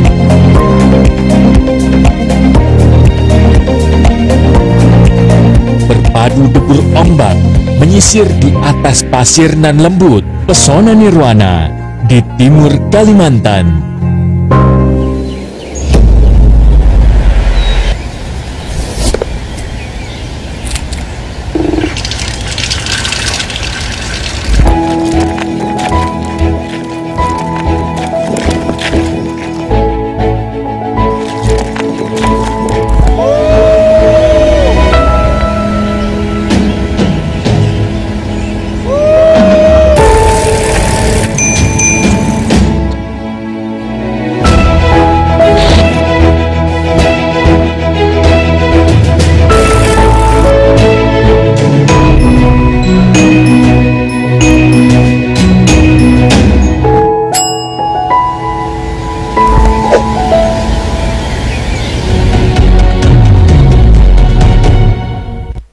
Hadirin dan pemirsa TVRI Kaltim, Anda tengah menyaksikan debat publik calon wali kota dan calon wakil wali kota Bontang tahun 2020.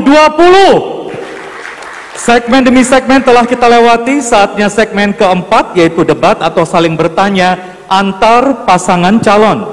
Pasangan calon diberikan waktu bertanya kepada pasangan calon lainnya dengan durasi 1 menit. Paslon atau pasangan calon menjawab dengan durasi 2 menit. Jawaban ditanggapi oleh pasangan calon lainnya dengan durasi 2 menit dan akan ditanggapi kembali dengan durasi 2 menit. Untuk pasangan calon nomor urut 2 bertanya, durasi 1 menit dimulai sekarang. Baik, yang saya tanyakan kepada paslon nomor 1, berdasarkan Undang-Undang RI nomor 23 tahun 2014 tentang pemerintahan daerah bahwa urusan konkuren diserahkan ke daerah tentu sangat dipengaruhi oleh menurunnya anggaran APBD akibat COVID-19, sehingga pemerintah Kota Bontang sangat selektif menjalankan urusan pemerintahan. Pertanyaan kami, jika APBD Kota Bontang 2021 betul-betul menurun, urusan konkuren pilihan apa yang menjadi pilihan utama paslon nomor 1? Masih ada waktu, ada yang ditambahkan?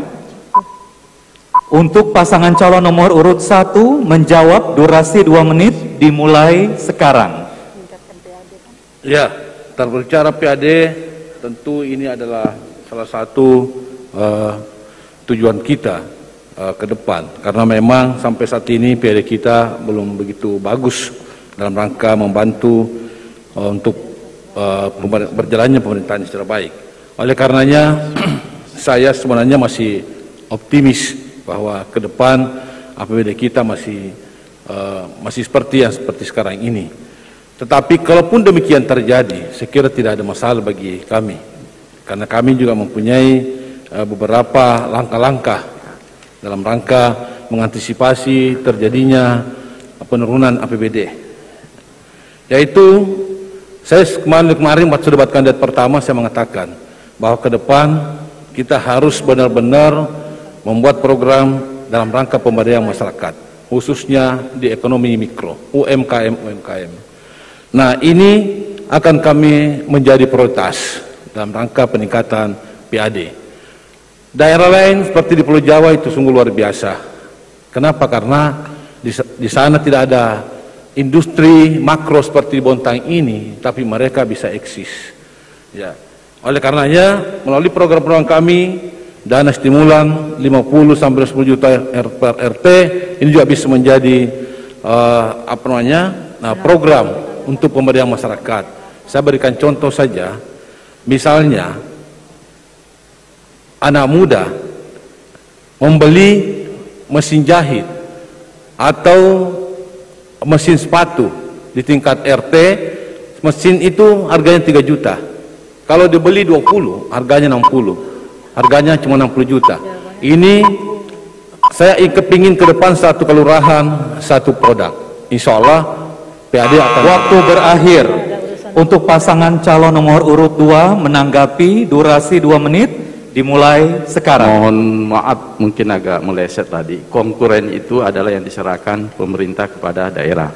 Konkuren itu klasifikasi pemerintahan, klasifikasi urusan pemerintahan, ada absolut, ada konkuren, ada pemerintahan umum. Absolut itu adalah menangani politik luar negeri, kemudian keamanan. Kemudian konkuren itu ada yang wajib. Yang wajib itu adalah peningkatan apa? Pelayanan dasar. Tenaga kerja, kesehatan, kemudian pilihan yang saya maksud, pilihan kami adalah bagaimana meningkatkan kelautan dan perikanan, karena wilayah kita adalah wilayah pesisir. Ini bagaimana kita tingkatkan untuk peningkatan ekonomi kita, kreatif di situ. Kemudian pariwisata ini kenapa harus kita pilih? Karena ini adalah menyangkut masuknya orang, sehingga dengan pengembangan pariwisata di kawasan-kawasan setiap kelurahan itu akan mengundang orang bisa masuk ke dalam. Kemudian sektor perdagangan dan perindustrian itu adalah pilihan. Kalau yang wajib itu apabila APBD kita baik atau menurun, itu tidak boleh kita tinggal. Tetapi tadi ini adalah pilihan, makanya kami pilihan ada kelautan dan perikanan, kemudian menumbuhkan pariwisata, kemudian sektor perdagangan dan industri, karena ini juga menyerap tenaga kerja, dan ini juga salah satu sektor yang membuat roda perekonomian yang masuk di Kota Bontang. Kalau sektor pertanian itu juga akan kita dorong walaupun tidak terlalu besar di Bontang. Kemudian transmigrasi saya kira itu tidak perlu, karena kita bukan seperti daerah-daerah Pulau Jawa. Saya kira itu. Jadi mungkin saya jelaskan tadi itu bahwa konkuren itu adalah pilihan. Cukup? Untuk pasangan calon nomor urut 1 menanggapi kembali. Ya. Durasi 2 menit dimulai sekarang. Ya. Maaf saudara saya Pak Joni, berbicara PAD terkait masalah pilihan, saya mempunyai pilihan untuk pemerintahan ke depan. Jadi Bapak silakan aja kalau pilihannya masalah perikanan, masalah pertanian dan semacam, silakan. Saya juga mempunyai pilihan. Pilihannya adalah masalah mikro. Kenapa? Karena saya berkeyakinan kalau pemberdayaan masyarakat secara menyeluruh dan seluruh kelurahan itu mempunyai produk tersendiri, one village, one product, insya Allah. Dan ini akan betul-betul kami laksanakan. Kenapa? Makanya kami punya program dana stimulan 50 sampai 250. Di samping masalah pengembangan pariwisata, di samping masalah yang lain-lain. Nah, ini adalah pilihan kami. Jadi silakan aja kalau misalnya kau punya program itu, tapi kita punya program lain. Ya, program pilihan kita adalah masalah ekonomi mikro. Nah, ekonomi mikro ini yang kami kembangkan, dan hampir semua yang kami dalam visi misi ini adalah seperti itu. Jadi tenang aja saudaraku, insya Allah kami berkeyakinan ke depan akan lebih sejahtera dan PDN-nya akan banyak. Contoh Lamongan itu tidak ada industri makronya, industri mikro yang ada, tapi mampu membangkitkan olahraga di sana. Salah satunya PS Lamongan, Persela Lamongan. Tapi kita banyak industri-industri makro, tapi tidak mampu masalah bola. PS PKT yang dulu sekarang Bontang PKT, sekarang tidak jelas. Nah, oleh karenanya di dalam hal ini sebenarnya yang terpenting lagi adalah pemimpin itu konsistensi dalam melaksanakan apa yang menjadi visi misi. Karena wali kota itu hanya manajerial, kebijakan umum. Waktu berakhir, berikan tepuk tangan yang meriah. Kini kesempatan untuk pasangan calon nomor urut 1 bertanya. Durasi 1 menit, dimulai sekarang. Baik, dengan adanya yaitu meningkatnya permasalahan terhadap perempuan dan anak di Kota Bontang pada tahun 2019 sebanyak 40 kasus, sampai dengan 2020 meningkat menjadi 79 kasus. Masalahnya yaitu masalah KDRT, menyebabkan angka perceraian dan meningkatnya dari tahun ke tahun. Banyaknya pelaku usaha mempekerjakan anak di bawah umur, kasus prostitusi, perdagangan perempuan. Apa peran dan program yang Anda siapkan dalam menghadirkan kembali negara untuk melindungi dan memberi rasa aman kepada seluruh warga negara, utamanya kaum perempuan dan anak, sebagai kaum rentan tindakan kekerasan dan ketidakadilan terhadap hak kesetaraan gender? Baik, ya, terima kasih. Mohon maaf, belum saatnya.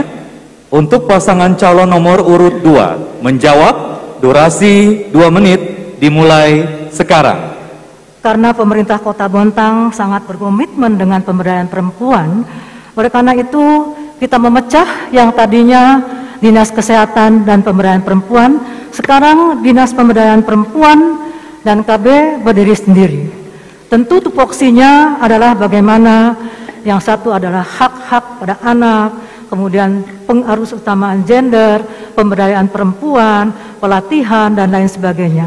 Masalah KDRT yang ada di Kota Bontang adalah masalah yang tentunya permasalahan sosial, dan pemerintah Kota Bontang juga sudah menyiapkan yang namanya rumah singgah. Rumah singgah ini adalah rumah semacam rumah shelter, yang mana apabila ada kekerasan dalam rumah tangga, kita berikan pendampingan, kita berikan juga perlindungan kepada yang mengalami KDRT. Jadi sesungguhnya program-program yang sudah dilakukan di pemerintah Kota Bontang adalah dengan adanya Kota Peduli Anak. Bontang ini salah satu kota yang mendapatkan penghargaan Kota Layak Anak. Artinya apa? Bahwa di mata pemerintah pusat, Bontang sangat memperhatikan dan peduli terhadap pemberdayaan perempuan dan juga pemberdayaan anak dan pelindungan anak.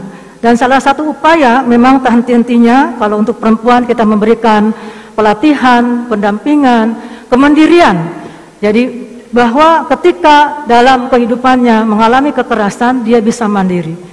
Dan kita memberikan penjelasan bahwa ada undang-undang KDRT yang bisa digunakan untuk disampaikan kepada apalagi pendampingan yang ada di rumah singgah. Sehingga insya Allah kasus-kasus yang ada di Kota Bontang yang saat ini sebetulnya kalau besar juga tidak, tetapi memang karena pengaruh apalagi. Waktu berakhir. Kini untuk pasangan calon nomor urut 1 menanggapi. Durasi 2 menit, dimulai sekarang.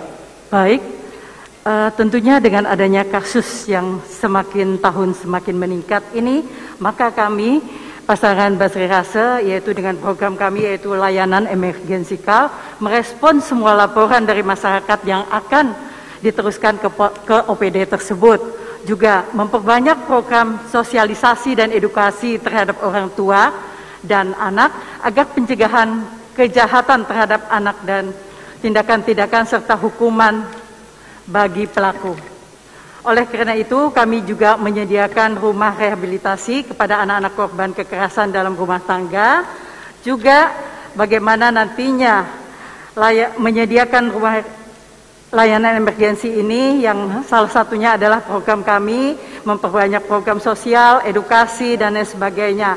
Oleh karena itu, membuat juga sertifikasi nikah kepada rumah tangga yang sudah berjalan di atas 10 tahun. Ke depan akan diberikan kemudahan-kemudahan pihak keluarga apabila memiliki sertifikasi tersebut, salah satunya untuk mencari kerja dan menerima bantuan dari pemerintah. Oleh karena itu, bagaimana ke depannya kita bisa meminimkan angka kekerasan dalam rumah tangga dan anak ini. Tentunya ini adalah salah satu program pemerintah yang benar-benar nantinya akan kita perhatikan. Demikian, terima kasih. Jika ada yang ditambahkan? Ya, saya tambahkan sedikit bahwa memang terkait angka perceraian Bontang sangat tinggi. Setahun itu usulan kurang lebih 1.000, tapi yang berhasil diputuskan oleh pengadilan agama adalah kurang lebih sekitar 500 dan 600. Ini salah satu program kami ke depan untuk bagaimana memberikan pemahaman masyarakat bahwa perceraian itu adalah salah satu yang paling dibenci oleh agama kita melalui mubalik. Waktu berakhir. Kini untuk pasangan calon nomor urut 2 menanggapi kembali, durasi 2 menit dimulai sekarang. Ya, jadi memang Dinas Pemberdayaan Perempuan dan KB saat ini sudah melakukan program-program yaitu untuk memberikan pelatihan, pendampingan, kemudian juga penyuluhan yang tahan henti-hentinya kepada perempuan-perempuan, pada anak-anak yang ada di Kota Bontang. Dan tentunya kalau saat ini kita sudah punya rumah singgah, bukan rumah rehabilitasi. Kalau rumah rehabilitasi itu menjadi urusan provinsi, yang bisa kita lakukan adalah rumah singgah. Rumah singgah tindak kekerasan KDRT yang ada di Kota Bontang.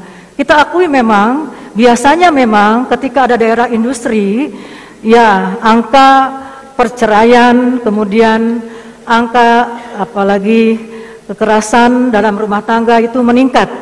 Karena memang Bapak Ibu sekalian tidak bisa dipungkiri bahwa Kota Bontang ini dikelilingi oleh industri-industri dan tentunya cukup berat hidup di Kota Bontang. Namun pun demikian, alhamdulillah kasus-kasus yang ada di Kota Bontang ini bisa kita tangani dengan baik.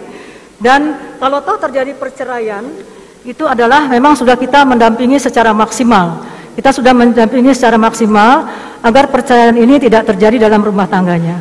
Jadi untuk kasus KDRT yang ada di Kota Bontang, kemudian juga kekerasan pada anak, insya Allah kita sudah mempunyai rumah singgah dan alhamdulillah insya Allah nantinya akan terus menurun.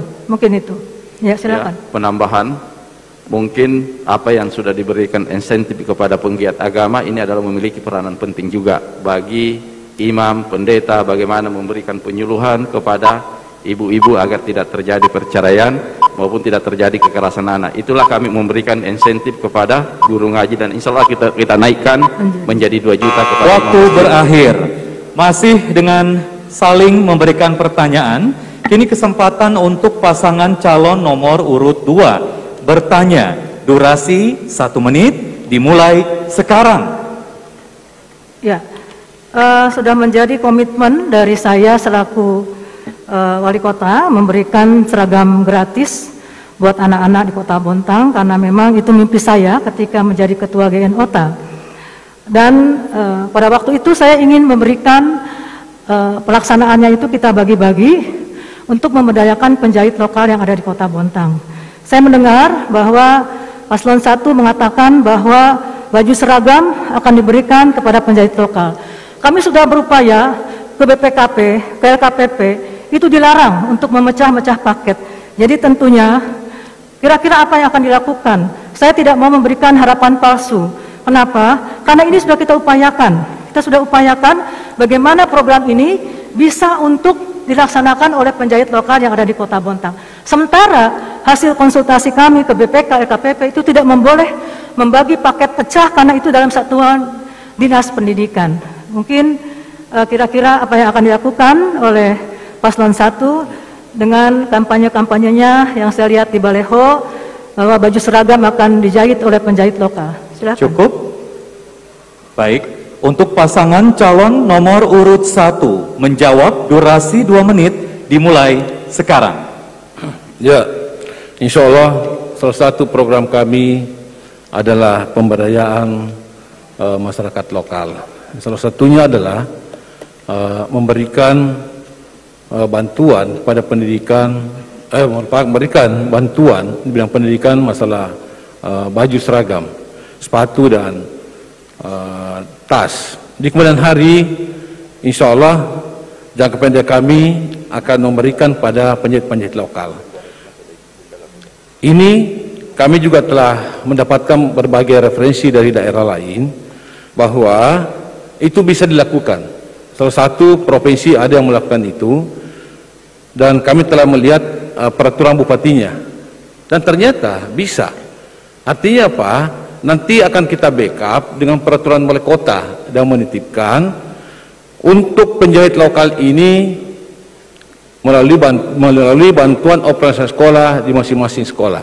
Insya Allah kami berkeyakinan betul bahwa pemberian bantuan baju ini akan dilaksanakan oleh penjahit lokal, supaya apa? Di kemudian hari tidak ada lagi anak-anak kita yang mubazir bajunya karena kekecilan dan kebesaran. Oleh karenanya, kalau kami yang jadi wali kota, insya Allah itu akan benar-benar terwujud.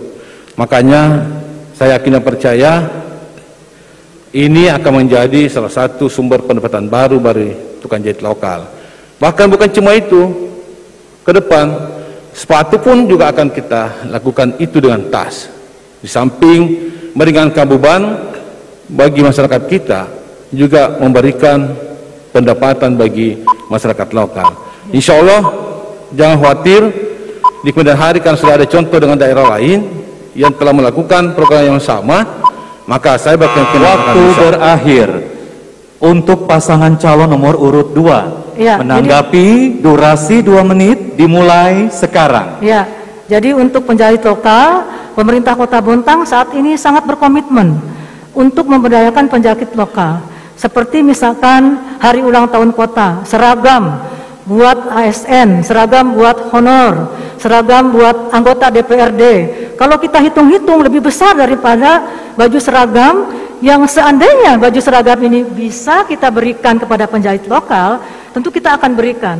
Tetapi memang aturannya tidak boleh, karena yang namanya seragam gratis itu ada satu induknya adalah Dinas Pendidikan.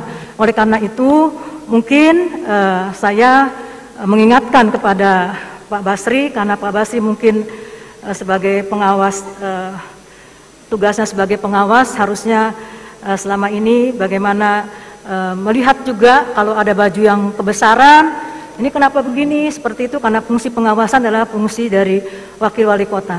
Dan kami sangat berkomitmen, dan saya bahkan sudah mencatat ada 41 penjahit di Kota Bontang yang berbadan hukum, ada 101 yang penjahit rumahan. Ini sampai kita sudah bagaimana dengan sekda pada waktu Pak Artahanan sekdanya akan membagikan baju-baju seragam ini dijahit oleh penjahit lokal. Tapi memang aturannya yang tidak bisa. Oleh karena itu pada kesempatan ini mungkin kalau toh itu dipaksakan ada dua hal. PPTK-nya mundur, atau kalau toh dilaksanakan karena nurut dengan atasan, ya masuk penjara, PPTK dan atasannya. Mungkin seperti itu.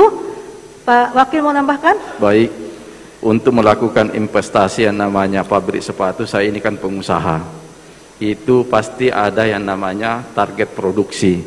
Kita hanya kurang lebih 35.000. Apa itu tidak membuang-buang dana untuk menjalankan itu? Kenapa tidak menghidupkan sektor-sektor lain? Saya kira itu. Cukup. Dan untuk pasangan calon nomor urut 1 menanggapi kembali durasi 2 menit dimulai sekarang. Ya, insya Allah saya berkeyakinan bahwa penjahit lokal itu bisa dan mampu akan mengatasinya terkait masalah bantuan baju terhadap anak sekolah kita. Saya berkeyakinan, dan ini setelah dirumuskan oleh tim saya dengan berbagai referensi yang ada. Makanya berilah kesempatan pada Basri Najira ini untuk menjadi wali kota, dan insya Allah para tukang jahit akan mendapatkan pekerjaan itu. Yang kedua, terkait masalah sepatu, ini juga saya telah melihat di Sidoarjo, di Tanggul Angin, itu hampir setiap lorong itu adalah home industri rumahan untuk masalah sepatu. Dan mereka bisa, saya tanya, Mas, sampean itu berapa produksi sepatu setiap hari? Dia bilang tergantung Pak, dari pesanan. Kalau pesanannya banyak, insya Allah juga bisa. Nah, intinya adalah sebenarnya di sini adalah bagaimana memberikan pemberdayaan terhadap masyarakat kita dalam rangka mengurangi pengangguran dan meningkatkan pendapatan bagi masyarakat. Insya Allah saya berkeyakinan di kemudian hari melalui program-program kami ini untuk UKM, bahkan di kemudian hari saya akan membangun pasar sentra UKM yang di dalamnya hanya menjual produk Bontang, dan saya akan backup dengan sebuah regulasi peraturan wali kota bahwa seluruh tamu pemerintah, tamu DPRD, tamu perusahaan akan mengantarkan temunya ke sentra-sentra UKM. Supaya apa? Insya Allah para tamu-tamu itu yang datang di Bontang ini bisa berbelanja di pasar sentra UKM, yang ujung-ujungnya adalah meningkatkan pendapatan bagi masyarakat.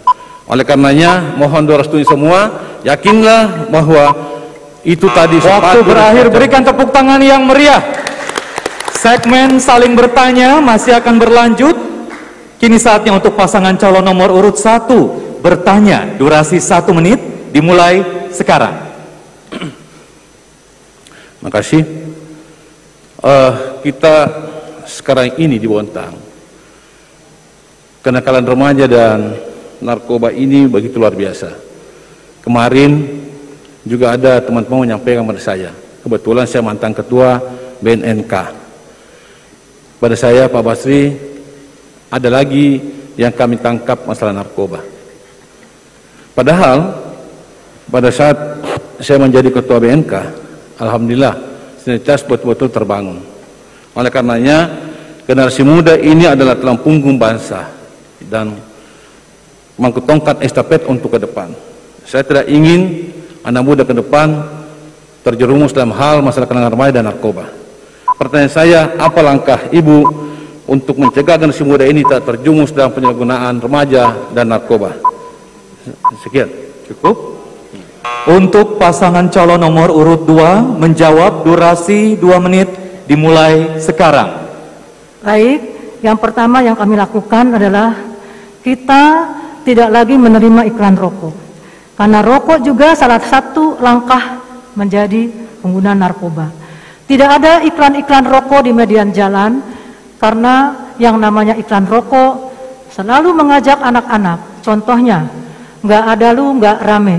Yuk kita sama santai-santai.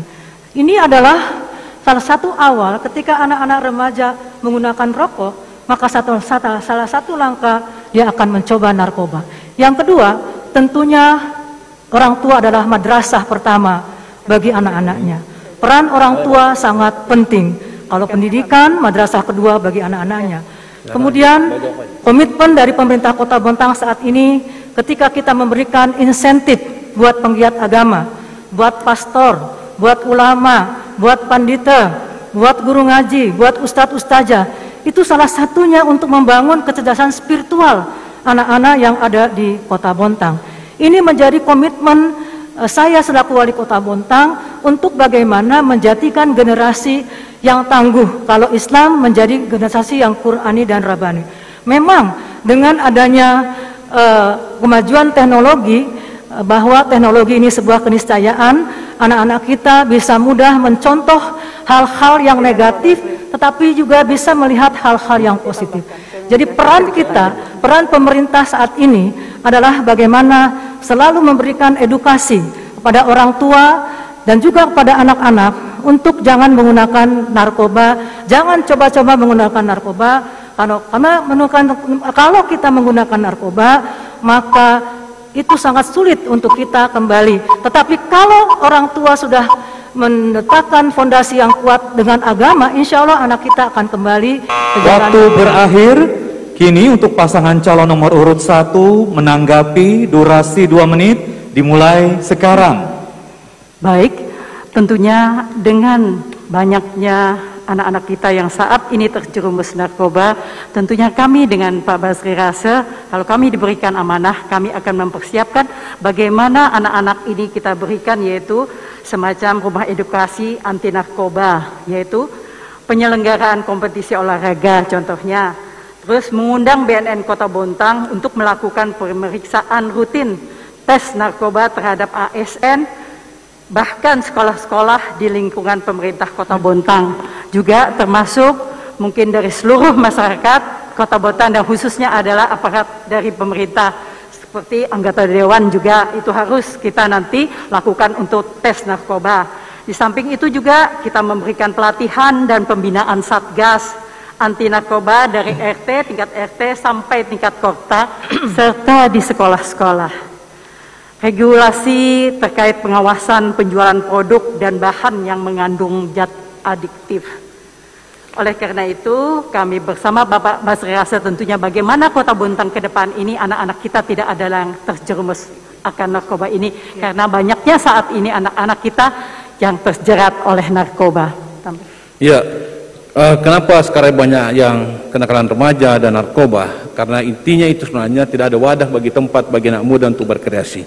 Oleh karenanya melalui program kami ini, kami akan memberikan wadah kepada anak muda melalui Rumah Kreasi Milenial dan Dewan Kesenian Bontang, serta bagaimana memberikan suatu tempat rumah edukasi terkait masalah anti narkoba. Di samping itu, kita akan laksanakan festival-festival seni dan budaya untuk anak kita yang mempunyai kreativitas dan inovasi. Dan kenapa mereka seperti ini? Karena mereka merasa depresi dan semacam stres dan semacam. Insya Allah. Waktu berakhir.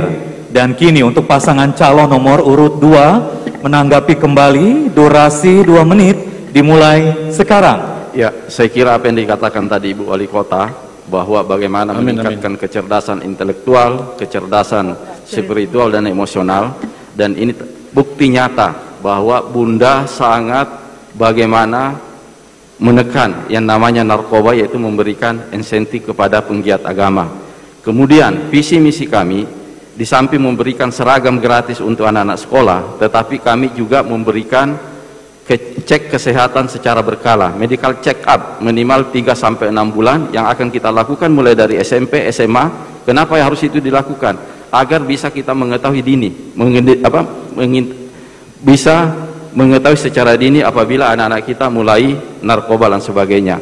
Kemudian kita harus sering-sering memberikan penyuluhan kepada anak-anak. Kita akan masuk ke sekolah-sekolah dampak negatif apa yang bisa terjadi ketika dia mencoba narkoba. Kemudian orang tua kita juga akan sentuh bagaimana orang tua punya kesadaran untuk mengawasi anaknya. Secara pemerintah, saya kira apa yang dikatakan oleh Ibu Wali tadi sangat tegas, bahwa bukti nyata sudah kita berikan, sehingga bagaimana agar pertumbuhan narkoba di Kota Bontang mampu kita tekan, dan ini adalah musuh kita bersama. Silakan. Ya, jadi sebetulnya edukasi, pelatihan, pendampingan sudah kita lakukan.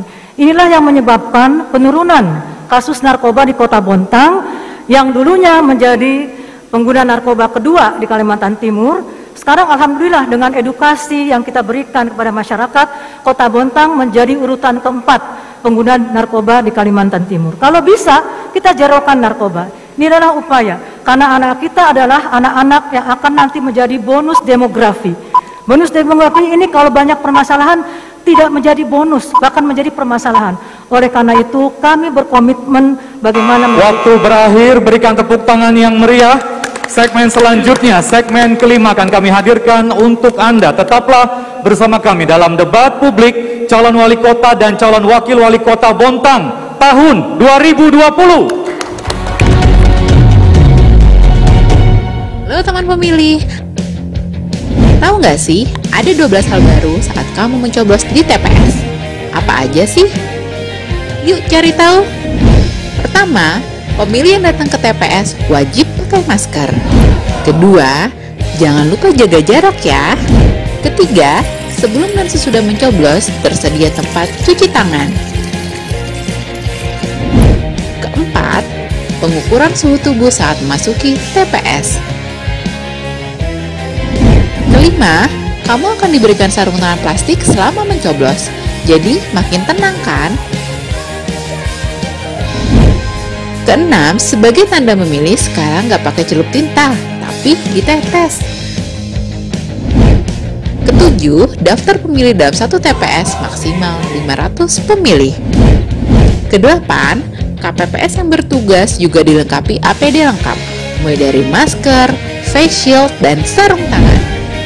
Kesembilan, untuk menghindari antrian, jadwal kedatangan pemilih diatur dalam C pemberitahuan. Selain itu, pemilih juga diminta memakai masker, membawa pulpen, dan membawa identitas diri. Ke-10, TPS juga akan disemprot disinfektan secara berkala, jadi makin aman kan? Ke-11, terdapat bilik khusus bagi pemilih bersuhu tubuh di atas 37,3 derajat Celcius. Ke-12, ingat, tidak berkerumun dan hindari kontak fisik selama di TPS. Selama kamu patuhi protokol kesehatan, nggak perlu khawatir datang ke TPS. Pemilihan sehat, ayo memilih.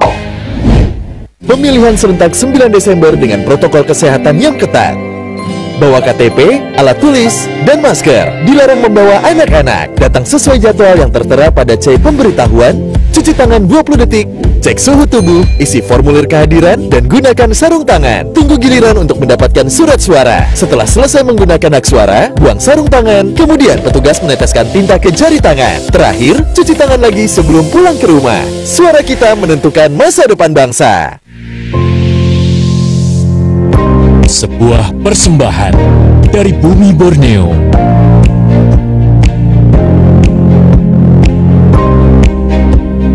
Menampilkan keelokan warisan sejarah.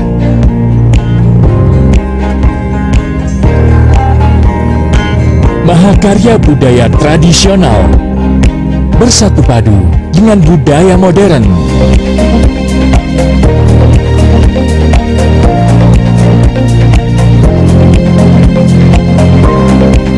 Petualangan tak ternilai dalam asrinya hutan tropis Kalimantan.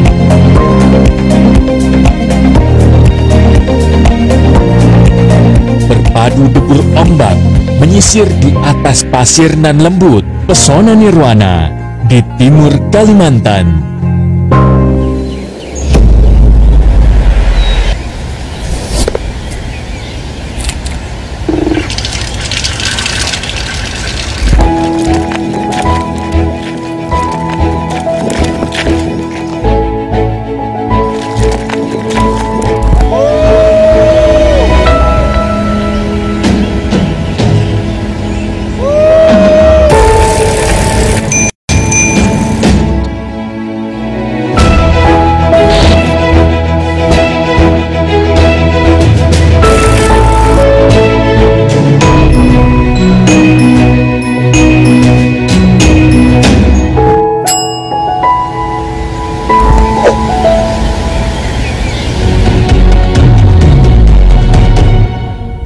Dan pemirsa TVRI Kaltim, terima kasih Anda menyaksikan debat publik calon wali kota dan calon wakil wali kota Bontang tahun 2020. Ini adalah segmen kelima, yaitu apresiasi dan closing statement atau pernyataan penutup.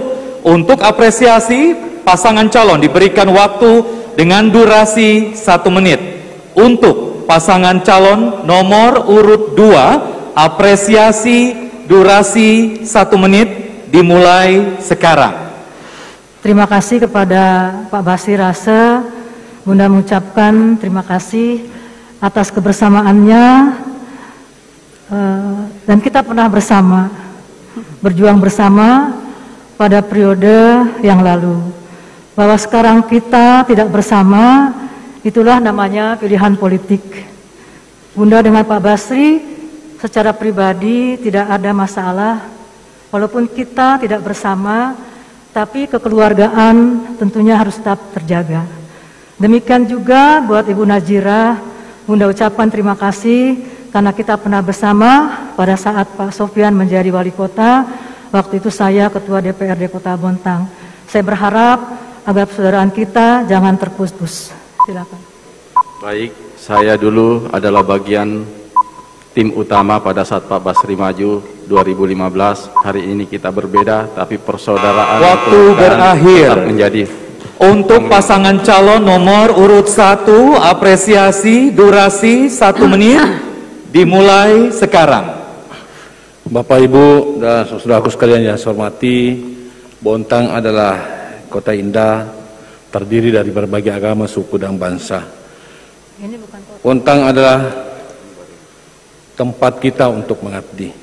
Insya Allah mari kita bersatu untuk saling menghormati antar sesama. Insya Allah kami punya niat untuk membangun Kota Bontang yang lebih hebat dan lebih beradab. Dan kesempatan yang baik ini mudah-mudahan berkat doa dan dukungan Bapak Ibu akan menjadikan saya wali kota bersama Bunda Najira. Saya juga mengucapkan terima kasih kepada Bunda yang selama ini bersama-sama dengan saya. Maafkan saya kalau ada kekurangan dan kehilapan. Sebagai manusia biasa tentu tidak lepas dari segala kekurangan. Tetapi di kemudian hari ketika saya jadi wali kota, mohon Bunda tetap membantu saya untuk melaksanakan segala program-program untuk kesejahteraan masyarakat Bontang yang kita cintai. Terima kasih. Waktu Bunda. berakhir, berikan tepuk tangan yang meriah. Segmen kelima berlanjut dengan closing statement atau pernyataan penutup dengan durasi 2 menit. Untuk pasangan calon nomor urut 2, closing statement durasi 2 menit dimulai sekarang. Pada seluruh masyarakat Bontang yang Bunda cintai, sebentar lagi kita akan melaksanakan pilkada untuk memilih wali kota dan wakil wali kota. Pada periode yang akan datang, Bunda berpasangan dengan Pak Joni. Kami akan melengkapi, menyelesaikan apa yang belum tuntas. Dan bersama Neni Joni, kami melakukan program untuk peningkatan kesejahteraan masyarakat.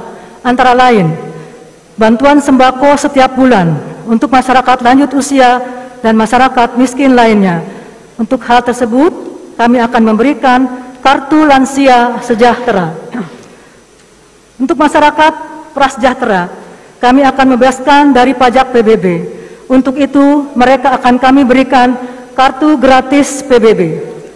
Meningkatkan insentif penggiat agama, guru, pekerja sosial lainnya, mereka akan kami ikut sertakan dalam asuransi ketenagakerjaan.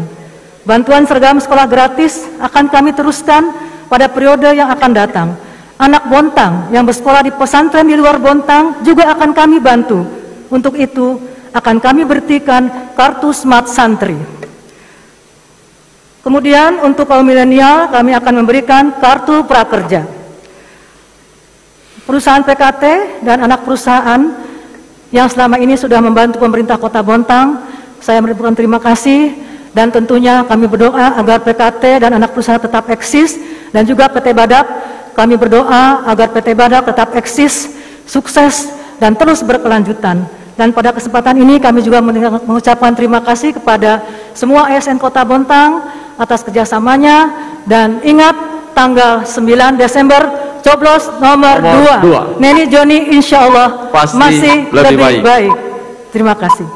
Ada yang mau ditambahkan? Cukup. Berikan tepuk tangan yang meriah. Dan untuk pasangan calon nomor urut 1, closing statement durasi 2 menit dimulai sekarang. Baik, terima kasih. Bapak, Ibu, Saudara-saudariku sekalian dan masyarakat Bontang pada khususnya yang kami hormati. Bontang adalah kota yang sangat indah, terdiri dari berbagai agama, suku dan adat istiadat.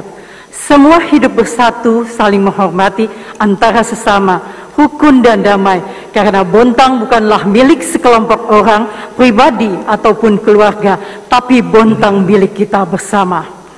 Kami mungkin tidak punya pendidikan yang tinggi, tidak punya harta yang melimpah, tapi kami punya niat yang mulia untuk masyarakat Bontang yang sejahtera yang kami inginkan, menciptakan lapangan pekerjaan seluas-luasnya untuk masyarakat Bontang, meningkatkan layanan kesehatan dan pendidikan, memberikan wadah anak-anak muda generasi milenial yang kreatif untuk berkontribusi dalam membangun daerahnya, menyediakan fasilitas wifi gratis agar masyarakat Bontang bisa memanfaatkannya, memberikan bantuan modal pelatihan dan pendidikan kepada para pelaku usaha, memberikan perhatian yang lebih baik layanan makanan dan kesehatan untuk kaum duafa dan fakir miskin. Mari kita bersama-sama membangun Bontang, harmoni bersama pemerintah, mewujudkan Bontang yang lebih hebat dan beradab. Izinkan kami untuk melanjutkan perjuangan almarhum Bapak Adi Dharma untuk mewujudkan cita-cita masyarakat Bontang yang lebih hebat dan sejahtera. Terima kasih atas semua pihak yang telah membantu perjuangan ini. Mohon maaf atas segala salah dan hilaf. Mohon doa dan dukungan seluruh warga Bontang. Ingat, tanggal 9 jangan lupa salurkan hak pilih Anda. Pilih nomor 1 pasangan Basri Rasa Najira. Condong dadap, kayu ke pohon dadap. Coblos nomor 1 pemimpin jujur dan amanah. Sekian. Waktu berakhir, berikan tepuk tangan yang meriah. Mari kita bersama-sama menuju ke tengah. Silakan untuk masing-masing pasangan calon wali kota dan calon wakil wali kota Bontang tahun 2020. Hadirin dan pemirsa TVRI Kalimantan Timur, dengan berakhirnya segmen kelima, maka usai sudah seluruh rangkaian acara debat publik calon wali kota dan calon wakil wali kota Bontang tahun 2020. Melalui kegiatan ini, KPU Kota Bontang telah menghadirkan buah pikiran dari masing-masing pasangan calon yang dituangkan dalam visi misi dan menguji kapabilitas pasangan calon dalam menyelami seluruh aspirasi masyarakat Kota Bontang. KPU Kota Bontang mengajak seluruh warga untuk memberikan hak suara di TPS pada hari Rabu tanggal 9 Desember 2020 untuk menentukan masa depan Bontang ke depan. Dengan komitmen menerapkan protokol kesehatan yang ketat, KPU siap melayani dan mewujudkan pemilih berdaulat, negara kuat. Terima kasih kepada semua pihak yang telah mensukseskan acara malam ini. Akhirnya, saya Said Hussein mohon undur diri. Wassalamualaikum warahmatullahi wabarakatuh. Selamat malam, sampai jumpa.